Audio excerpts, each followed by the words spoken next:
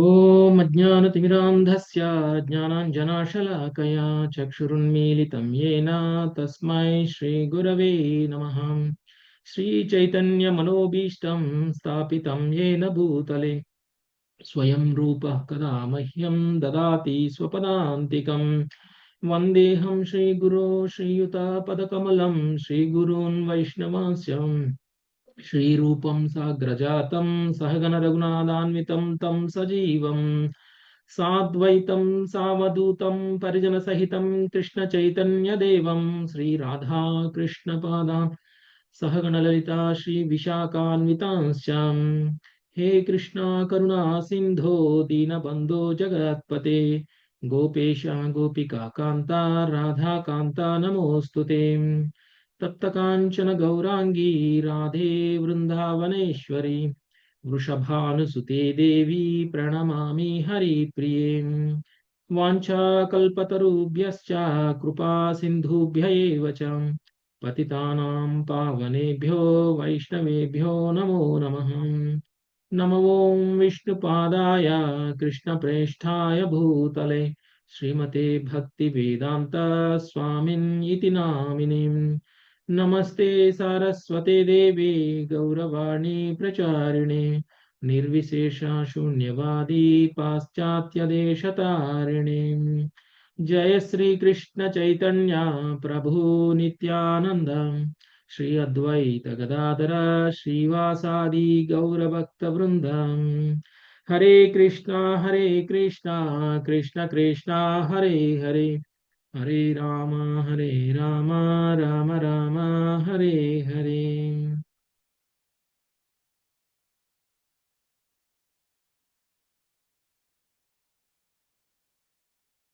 ओम नमो भगवते वासुदेवाय.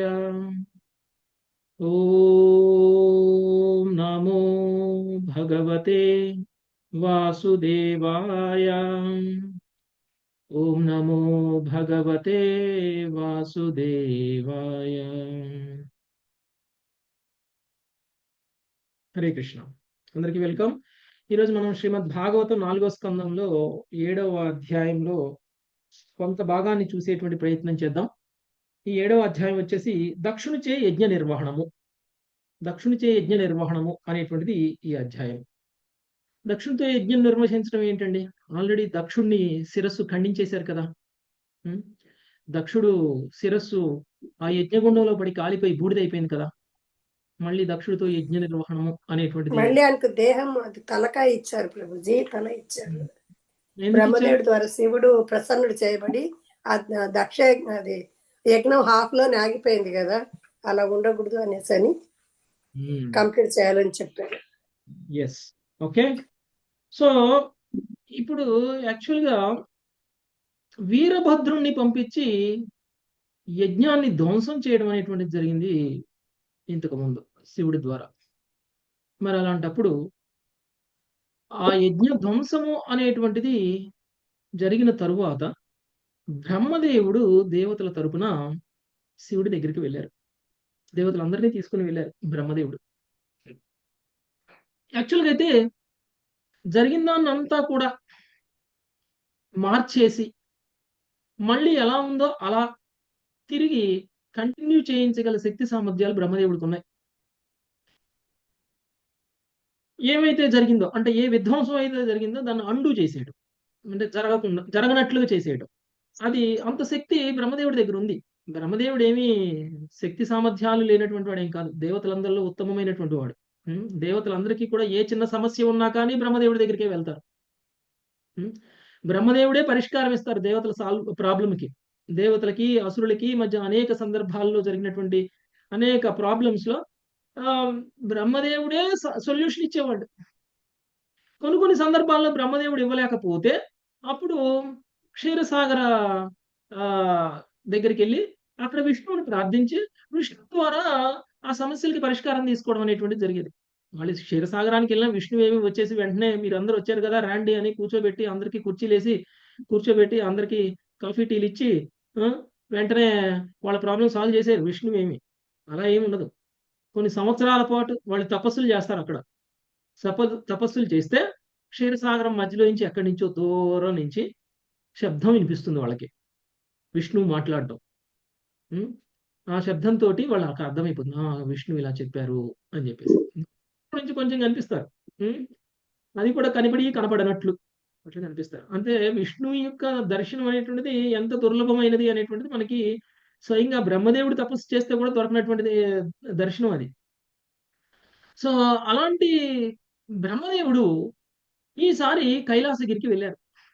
కైలాసగిరికి ఎందుకు వెళ్ళారు అని అంటే, జరిగిందంతా ఒక పీడకలలా మర్చిపోమని, తిరిగి ఆ, మళ్ళీ కూడా భగవంతుడి యొక్క యజ్ఞం ఏదైతే ఉందో ఆ యజ్ఞాన్ని తిరిగి ఆ, పునఃప్రారంభించాలని అని చెప్పేసి బ్రహ్మదేవుడు ఈ యొక్క విన్నపాన్ని తీసుకొని శివుడి దగ్గరికి వెళ్ళడం అనేటువంటిది జరుగుతుంది. అయితే శివుడు ఈ విధ్వంసం ఎందుకు చేశారు అని అంటే, శివుడికి దక్షుడికి మధ్య ఉన్నటువంటి మనస్పర్ధల కారణం. దక్షుడికి శివుడు అంటే ఇష్టం లేదు. శివుడు చాలా ఓపిగ్గా, చాలా ఒక శుద్ధ వైష్ణవుడు ప్రవర్తించాల్సిన విధంగా ప్రవర్తించారు. తన పట్ల ఎన్ని మాటలు మాట్లాడినా, ఎన్ని దుర్భాషలు చేసినా కానీ దక్షుడిని ఏమీ అనలేదు, శిక్షించలేదు కూడా. మరి అలాంటప్పుడు మరి దక్షుడికి శివుడికి మధ్య మనస్పర్ధలు ఏంటి అని అంటే, చివరికి సతీదేవి మరణం కూడా దక్షుణ్ణి మార్చలేకపోయింది. దక్షుడు మిథ్యా గర్వంతో, దక్షుడు శివుడి మీద ఉన్నటువంటి అసూయ ద్వేషాలు ఎంత స్థాయిలో ఉన్నాయి అని అంటే, సొంత కూతురు అగ్నికి ఆహుతైతున్నా కానీ తను మారనటువంటి స్థితి. అంటే ఒక గర్వితుడైనటువంటి వ్యక్తి ఎలా ఉంటాడు అనేటువంటి దానికి మనం దక్షుడినే మనం ఉదాహరణగా తీసుకోవచ్చు. ఇక దక్షుడికి ఇంత ఘోరమైనటువంటి పనులు చేస్తున్నా కానీ ఒకవేళ శిక్ష అనేటువంటిది శివుడు ఇవ్వకపోతే అది కూడా కరెక్ట్ కాదు. ఎంత వైష్ణవుడైనా కానీ, ఎంత శుద్ధ వైష్ణవుడైనా కానీ జరుగుతున్నటువంటి ఘోరమైనటువంటి అపరాధాన్ని చూస్తూ చూస్తూ చూస్తూ చూస్తూ ఊరుకోలేడు. దాన్ని ఖండిస్తాడు, దాన్ని ఎదిరిస్తాడు. అందుకని శివుడు కూడా సతీ మరణం తరువాత చాలా కోపాన్ని ప్రదర్శించారు. ఆయన కోపమే ఒక వ్యక్తి రూపంగా మార్చినట్లయితే ఆ వ్యక్తే వీరభద్రుడు. ఆ వీరభద్రుడు ఏం చేశాడు? వెళ్ళి మొత్తం విధ్వంసాన్ని సృష్టించేసేసాడు. చివరికి దక్షుడు తలకాయను కూడా నరికేసి యజ్ఞగుండంలో వేసేసాడు, బూడిదైపోయి. అయితే ఈ విధ్వంసం వల్ల జరిగిన నష్టం ఏమిటి అని అంటే, పనిష్మెంట్ ఇవ్వాల్సిన వాళ్ళకి పనిష్మెంట్ ఇచ్చేశారు. మరి నష్టం ఏముంటుంది? నష్టం ఉంది. ఏమిటంటే ఆ నష్టం, విష్ణువుకి చేయాల్సినటువంటి యజ్ఞం ఆగిపోయింది, విష్ణువుకి చేయాల్సినటువంటి అర్చన ఆగిపోయింది, విష్ణు పూజ ఆగిపోయింది. ఇది సరైనటువంటి పరిణామం కాదు. మన అందరి మధ్యలో కూడా మనస్పర్ధలు ఉండొచ్చు, ఇద్దరు వైష్ణవుల మధ్యలో కూడా మనస్పర్ధలు ఉండొచ్చు. మనస్పర్ధలు లేకుండా ఎక్కడ ఎవరు ఉండరు. శుద్ధ వైష్ణవులు కదండి, వాళ్ళిద్దరూ ఒకేలా ఆలోచిస్తారు, ఒకేలా మాట్లాడతారు, ఒకటే నచ్చుతుంది, ఒకే విధంగా వాళ్ళు ఒకరికొకరు కోఆపరేషన్ చేసుకుంటారు అని చెప్పడానికి ఏం లేదు. వైష్ణవుల మధ్యలో కూడా మనస్పర్ధలు ఉంటాయి. కొంతమంది చేసినవి కొంతమందికి నచ్చవు, కొంతమంది చేసినవి ఇంకొంతమందికి నచ్చవు. మరి ఇలాంటి పరిస్థితుల్లో నువ్వు చూసుకో, నేను వెళ్ళిపోతా అని చెప్పేసి భగవంతుడికి చేయాల్సినటువంటి సేవని ఆపేస్తే ఎలా ఉంటుంది? ఇద్దరు భక్తుల మధ్య గొడవతోటి భగవంతుడికి చేయాల్సినటువంటి సేవను ఆపటం అనేటువంటిది చాలా పెద్ద అపరాధం. చేయొచ్చాలా? చేయకూడదు ప్రభుజీ. మరి అలాంటప్పుడు సీనియర్ వైష్ణవులు ఏం చేస్తారు? ఆ ఇద్దరు భక్తుల్ని పిలిచి, ఆ ఇద్దరు భక్తుల్ని కూర్చోబెట్టి మాట్లాడి వాళ్ళిద్దరి మధ్య సయోధ్యను కుదిరించి తిరిగి మళ్ళీ భగవంతుడి యొక్క సేవను స్టార్ట్ చేపిస్తారు.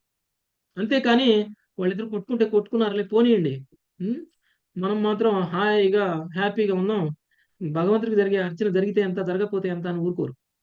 అలానే బ్రహ్మదేవుడు కూడా పెద్దరికం తీసుకున్నారు ఇక్కడ. దక్షుడికి శివుడికి మధ్య ఉన్నటువంటి మనస్పర్ధల కారణంగా విష్ణువు యొక్క పూజ ఆగకూడదు అని బ్రహ్మదేవుడు శివుడి దగ్గరికి వెళ్ళి శివుణ్ణి ఒప్పించేటువంటి ప్రయత్నం చేస్తున్నారు. యాక్చువల్గా శివుడికి దక్షుడు కొన్ని శాపాలు కూడా ఇచ్చారు. నువ్వు ఎలాంటి అపవిత్రమైనటువంటి వాడివి అని అంటే, నీ యొక్క అపవిత్రత కారణంగా, నువ్వు నాకు గౌరవం ఇవ్వనటువంటి కారణంగా, యజ్ఞంలో అర్పించబడినటువంటి భాగం సగ భాగం నీకు ఇప్పటి వరకు చెందుతుంది, అది కూడా నీకు చెందకుండా నేను తీర్మానిస్తున్నాను అని చెప్పేసి దక్షుడు యజ్ఞ భాగాన్ని కూడా శివుడికి ఇవ్వకుండా చేసేశారు. మరి బ్రహ్మదేవుడు ఆ శాపాన్ని కూడా ఉపసంహరించేశారు. ఏం పర్వాలేదు, శివుడికి చెప్తున్నారు. శివుడికి ఏమని చెప్తున్నారు? ఏం పర్వాలేదు, నువ్వు వచ్చేసేయి, నువ్వు వచ్చేసి మళ్ళీ ఏదైతే విధ్వంసం జరిగిందో దాన్ని అంతా రివర్ట్ చేసేసేయి, మళ్ళీ యజ్ఞం జరిగేలాగా చేసేసేయి, నీ యజ్ఞంలో నీ భాగం నీకు వస్తుంది. ఒకవేళ బ్రహ్మదేవుడు చెప్పాడు కదా అని చెప్పేసి శివుడు ప్రసన్నం అయిపోయి, ఓకే బ్రహ్మదేవుడు అడుగుతున్నాడు కాబట్టి అందరినీ మళ్ళీ బతికించేద్దాము, బ్రతికించేసేసి మళ్ళీ యజ్ఞం కంటిన్యూ చేద్దాము. కానీ దక్షుడి యొక్క శాపం ఏదైతే ఉందో, శివుడికి అందాల్సినటువంటి యజ్ఞ భాగం ఏదైతే ఉందో అందకపోయినా పర్వాలేదు అని చెప్పేసి శివుడు వస్తాడో రాడో అని చెప్పేసి బ్రహ్మదేవుడు, లేదు లేదు, దక్షుడు ఏదో ఆవేశంలో అన్నాడు, నేను ఆయన ఇచ్చినటువంటి శాపాన్ని ఉపసంహరించేస్తున్నాను, నీకు రావాల్సినటువంటి యజ్ఞ భాగం నీకు వచ్చేలా నేను చూస్తాను అని చెప్పేసి బ్రహ్మదేవుడు శివుడితోటి మాట్లాడారు. ఓకే, అయితే శివుడు చాలా శుద్ధ వైష్ణవుడు. ఆయనకి రావాల్సినటువంటి వాటా కోసం ఆయన ఏమీ మిగిలిందంతా చేయలేదు. ఆయనకి ఏమీ అవసరం లేదు. ఓకే, రెండవది, శివుడు ఇప్పుడు యజ్ఞాన్ని పునఃప్రారంభించడానికి ముఖ్యమైనటువంటి కారణం విష్ణువు యొక్క పూజ మళ్ళీ తిరిగి స్టార్ట్ అవ్వడం. విష్ణువుకి ఆరంభించినటువంటి యజ్ఞం మధ్యలోనే అంతరాయంతో ఆగిపోకుండా చూడడం, ఇది శివుడి యొక్క ముఖ్య ఉద్దేశం. అయితే ఇప్పుడు మరి ఈ యొక్క శివుడు కూడా ఇప్పుడు మాట్లాడతారు. ఓకే, సో ఈ రోజు అధ్యాయంలో మనము ఇప్పటి వరకు జరిగినటువంటి పరిణామాలను ఏ విధంగా చక్రబెట్టి మళ్ళీ తిరిగి యజ్ఞాన్ని ఎలా పునఃస్థాపిస్తారు, ఆ తర్వాత ఆ యజ్ఞం పరిపూర్ణం అయిన తర్వాత విష్ణువు దర్శనం, ఆ విష్ణువు దర్శనాన్ని ఎలా ఉంటుంది, భగవంతుడి యొక్క దర్శనం ఎలా ఉంటుంది అని చెప్పేసి మనకి వర్ణన అనేటువంటిది ఉంటుంది ఈరోజు అధ్యాయంలో. ఆ తరువాత ఎవరైతే ఇది మన దేవతలు, తర్వాత శివుడు, బ్రహ్మ, వీళ్ళందరూ అక్కడే ఉన్నారు విష్ణువు దర్శనం జరిగినప్పుడు. వీళ్ళందరూ కలిసి విష్ణువుకి వాళ్ళ వాళ్ళ స్థాయిలో వాళ్ళకి తెలిసిన విధంగా వాళ్ళు ప్రార్థనలు చేయడం, ఇదంతా కూడా మనకి ఈరోజు అధ్యాయంలో ఉంటుంది. అయితే ముందుగా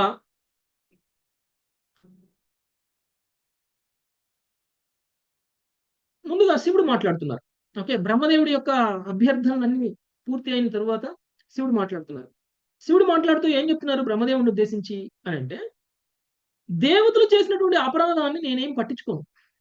దేవతలు ఏదో అపరాధం చేసేశారు, దేవతలు ఎంత అపరాధం చేసినా నేనేం పట్టించుకోను. ఎందుకు పట్టించుకోను నేను అంటే, వాళ్ళు చిన్నపిల్లల స్వభావం కలిగినటువంటి వాళ్ళు చిన్నపిల్లల స్వభావం కలిగినటువంటి వాళ్ళు, అల్పజ్ఞానం కలిగినటువంటి వ్యక్తులు. మనం కూడా ఎవరైనా పెద్దవాళ్ళు తప్పు చేశారనుకోండి, మనం మందలిస్తాం. పెద్దవాళ్ళు తప్పు చేశారనుకోండి, ఇది తప్పు అని చెప్తాం. అదే తప్పు చిన్నపిల్లాడు చేశాడనుకోండి, ఏం పర్లేదులే, వీడికి తెలియదులే, చిన్నాళ్లే అని చెప్పేసి, పైగా వాడు చేసినటువంటి తప్పుకి మనం ఇంకా ఎదురు నవ్వుతాం కూడా ఒకసారి.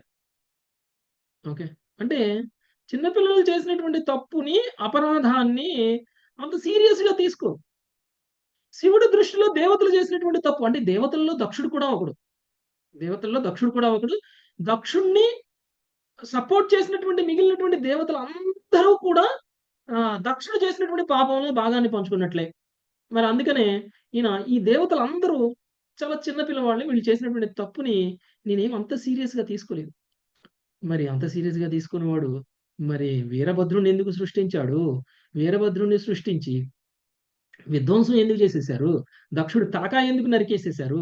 అక్కడ ఉన్నటువంటి మిగిలినటువంటి భృగుముని యొక్క గడ్డం పీకేశారు, మీసాలు పీకేశారు, తర్వాత పూషుడు యొక్క పళ్ళు పీకేశారు.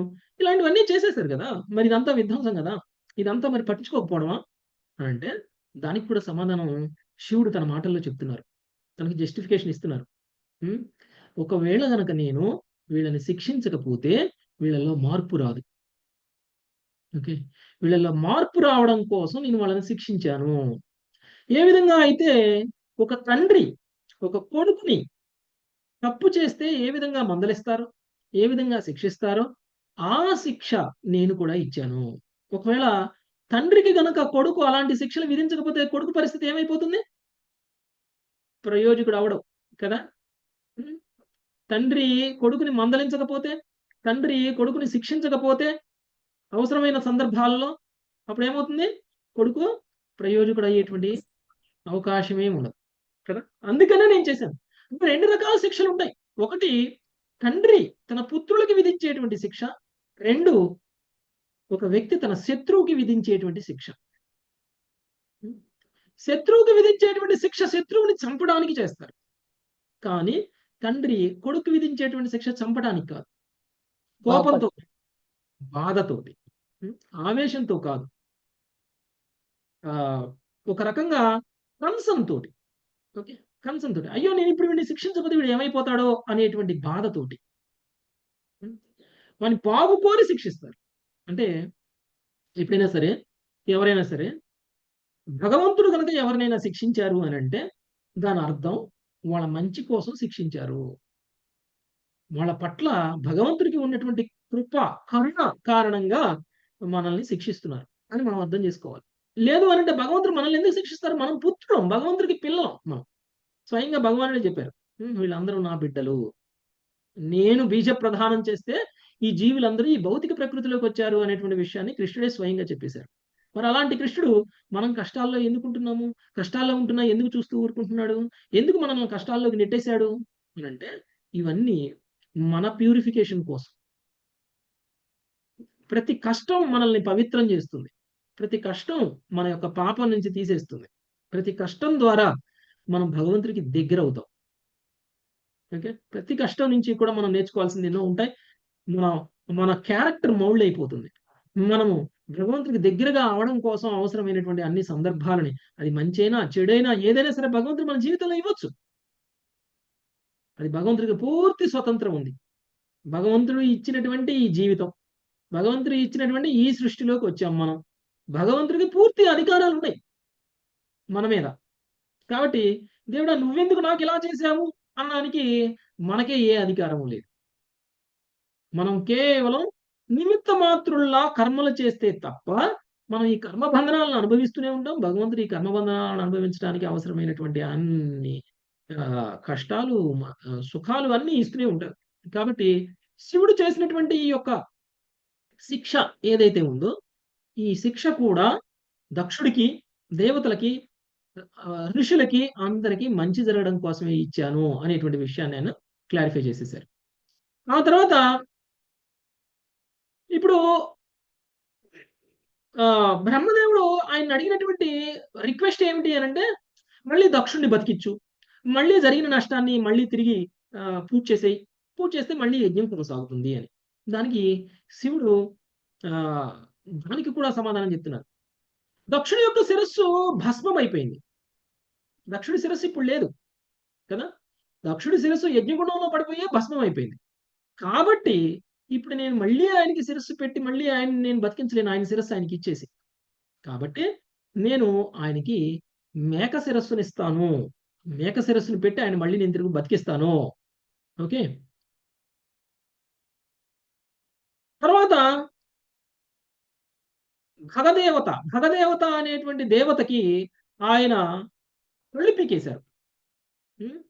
కళ్ళు పీకితే ఆయనకి మరి కళ్ళు ఎలా ఇస్తారు అని అంటే ఆయనకి మిత్రుల కళ్ళ ద్వారా ఆయన చూసుకునేటువంటి ఏర్పాటు చేస్తాను. అంటే ఆయనకి ఎవరో ఒకళ్ళు సహాయం చేయాలి. ఆయనకి ఎవరో ఒకళ్ళు సహాయం చేసి ఇగో ఇటు పో ఇలా చూడు ఇలా వెళ్ళు అని చెప్తే ఆయన వెళ్ళగలుగుతాడు. అంటే ఇంకా ఆయనకి తిరిగి కళ్ళు రావు, కానీ ఆయన మిత్రులు ఆయనకి సహాయం చేసి ఆయన కళ్ళు లేని లోటుని తీరుస్తారు. అంటే ఇప్పుడు బ్రహ్మదేవుడు అడిగినటువంటి దానికి అడిగినట్లుగా శివుడు ఏం చేయట్లేదు. బ్రతికిచ్చు, కళ్ళు పోయిన వాళ్ళకి కళ్ళు ఇవ్వు, పళ్ళు పోయిన వాళ్ళకి పళ్ళు ఇవ్వు, చేతులు పోయిన వాళ్ళకి చేతులు ఇవ్వు, కాళ్ళు పోయిన వాళ్ళకి కాళ్ళు ఇవ్వు, శరీరం పోయిన వాళ్ళకి శరీరం ఇవ్వు అని చెప్పేసి బ్రహ్మదేవుడు అభ్యర్థిస్తే శివుడు ఏదో ఒక రకంగా వాళ్ళకి సర్వైవ్ అయ్యేలాగా చేస్తున్నారు. దక్షుడికి తలకాయ పోయింది, కానీ మళ్ళీ అదే తలకాయ తీసుకొచ్చి పెట్టలేదు, మేక తలకాయ తీసుకొచ్చి పెడతాను అని చెప్పారు. ఇంకా పెడతాను అని చెప్పారు. అంటే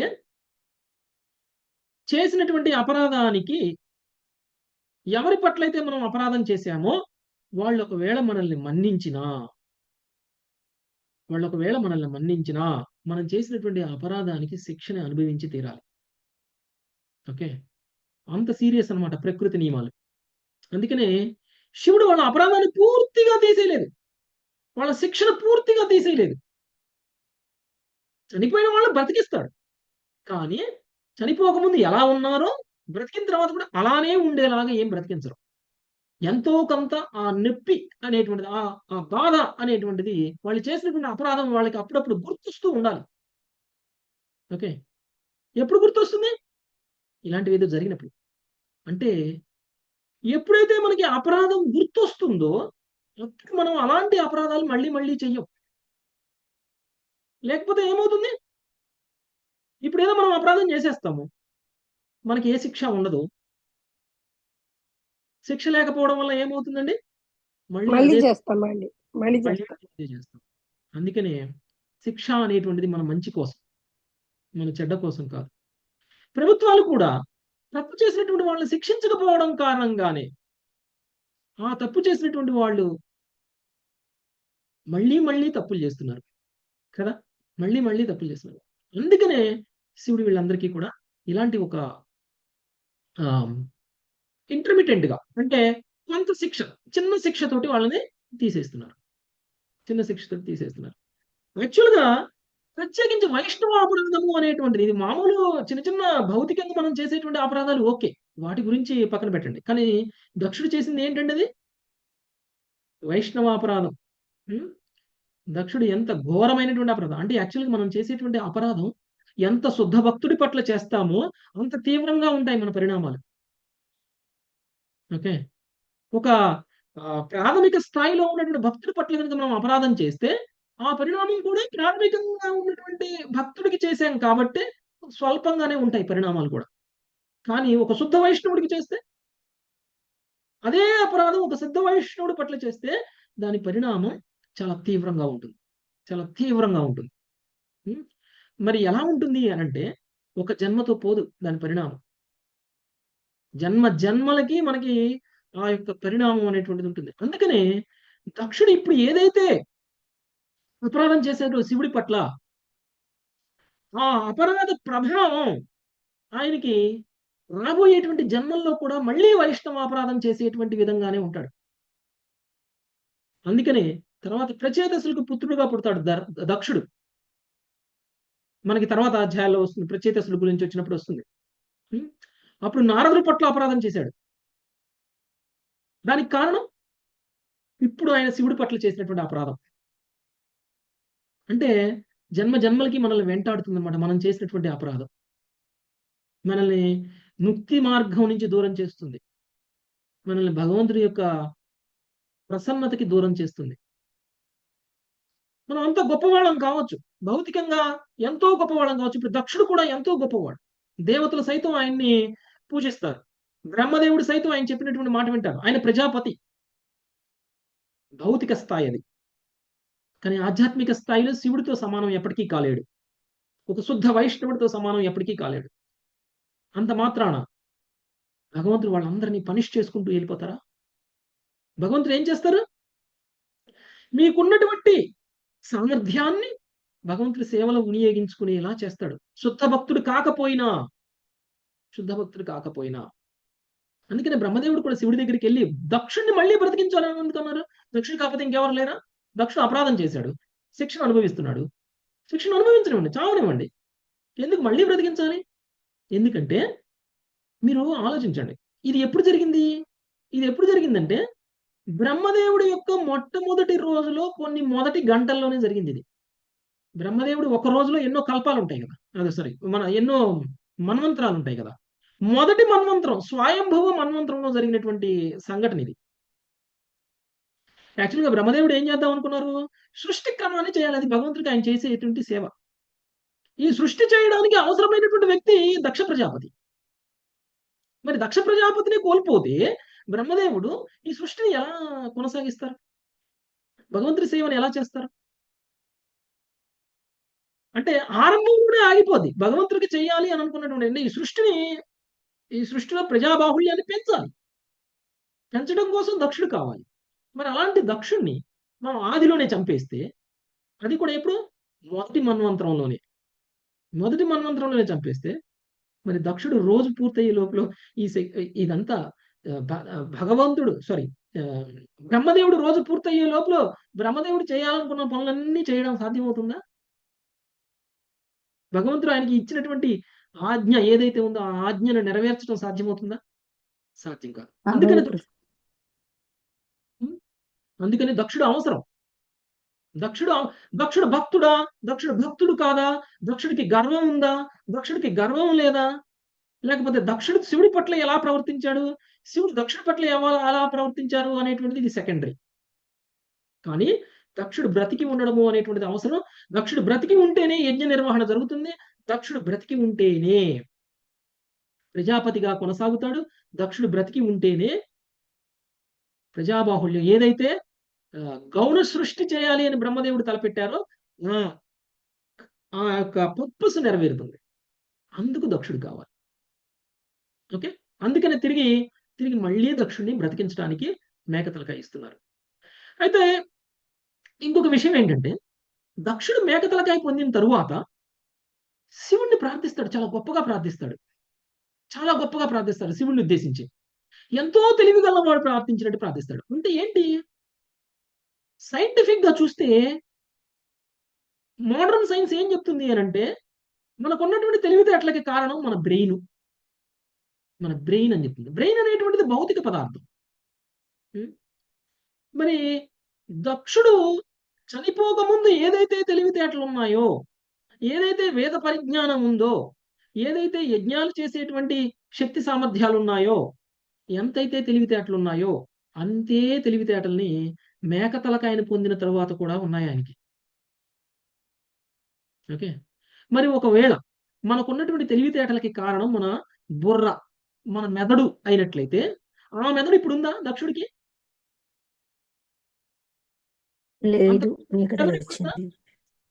లేదు. అంటే దీన్ని బట్టి ఏమర్థమవుతుంది? సైన్స్ ప్రకారంగా అన్ని విషయాలు కరెక్ట్ కాదు. సైన్స్ చెప్పేటువంటి విషయాలు అన్నీ కూడా మన శాస్త్రం చాలా సందర్భాల్లో ఖండిస్తుంది. ఇక్కడ కూడా ఖండిస్తుంది. దక్షుడు అంత గొప్పగా ఇంతకు ముందు ఎలాంటి తెలివితేటలు అయితే ఉన్నాయో అలాంటి తెలివితేటలే, ఎంతకు ముందు ఎలాంటి శక్తి సామర్థ్యాలు ఉన్నాయో అలాంటి శక్తి సామర్థ్యాలే మేకతలకాయ పొందిన తర్వాత కూడా ఉన్నాయి. అంటే దక్షుడికి ఆ భౌతికమైనటువంటి మెదడు కారణం కాదు ఆయన తెలివితేటలకి. ఆయన యొక్క చైతన్యంలో ఉండాలన్నమాట. ఇదంతా దక్షుడి చైతన్యంలో మార్పు లేదు. శరీరాలే మారుతున్నాయి, చైతన్యంలో ఎలాంటి మార్పు లేదు. అందుకని దక్షుడు ఇంతకు ముందు ఎలా ఉన్నాడో అలానే ఉండగలిగాడు ఇప్పుడు కూడా.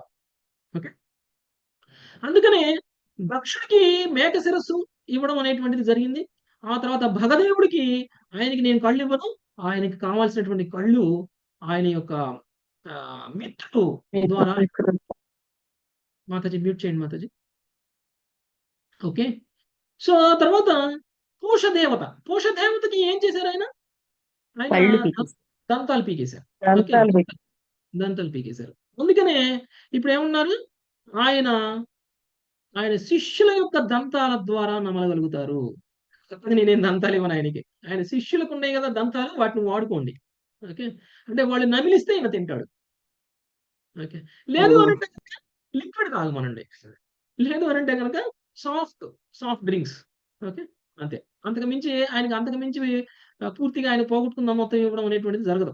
ఓకే, ఒకవేళ తానే స్వయంగా భుజించాలి అని అనుకుంటే గనక శనగపిండి ముద్దల్ని తిని సంతృష్టి చెందమనండి. గట్టిగా మొక్కజొన్న కండెలు, లేకపోతే పల్లి మిఠాయిలు ఇలాంటివి తినాలంటే కుదరదు. ఓకే, కేవలం శనగపిండితో చేసినటువంటి పదార్థాలను తిని ఆయనంతకు ఆయన ఏది శిష్యులు నమిలిస్తే తినలేకపోతే ఓకే అంతటితోటి ఆయన సంతృప్తి పడమనండి. ఓకే, కానీ నాకు యజ్ఞ భాగం వసగడానికి సమ్మతించినటువంటి దేవతలకు మాత్రం గాయాలన్నీ కూడా నేను నయం చేస్తాను. ఓకే, మిగిలిన దేవతలు లేదు శివుడికి కూడా యజ్ఞ భాగం ఇవ్వాల్సిందే అని చెప్పేసి అన్నారు. ఓకే, అందుకనే వాళ్ళకు మాత్రం నేను వాళ్ళకు ఉన్నటువంటి గాయాలన్నింటినీ కూడా తొలగించేస్తాను అని చెప్పేసి ఆయన చెప్పడం అనేటువంటి జరిగింది. అంటే ఇక్కడ శివుడు చాలా తెలివిగా వాళ్ళందరికీ కూడా ఏదో ఒక శిక్షని స్వల్పంగా అయినా సరే శిక్షణ ఇస్తూ ఉన్నారు. ఇంకా చాలా మంది ఉన్నారు. ఉమ్, చేతులు తెగిపడిపోయినటువంటి వాళ్ళు ఉన్నారు. ఉమ్, వాళ్ళందరికీ కూడా చేతులు అశ్విని కుమారుల యొక్క చేతులను ఉపయోగించుకోవాలి. ఉమ్, తర్వాత లేదు అని అంటే పూషుని యొక్క హస్తాలు, పూషుడికి పళ్ళే పోయాయి, చేతులు బాగానే ఉన్నాయి కదా. ఉమ్, కాబట్టి పూషుడి యొక్క హస్తాలను కూడా వాళ్ళు వాడుకోవచ్చు. పూషుడి హస్తాల ద్వారా వాళ్ళు వాళ్ళు తెగినటువంటి చేతుల యొక్క పనులని వాళ్ళు చేయొచ్చు. ఓకే. ఇక భృగువుకి భృగువుకి ఏం చేశారు? వాళ్ళు గడ్డం పీకేశారు, గడ్డాలు మీసాలు పీకేశారు. ఉమ్, అయితే భృగువుకి నేను మేకగడ్డం ఇచ్చేస్తాను అని అన్నారు. మేకగడ్డం. ఓకే.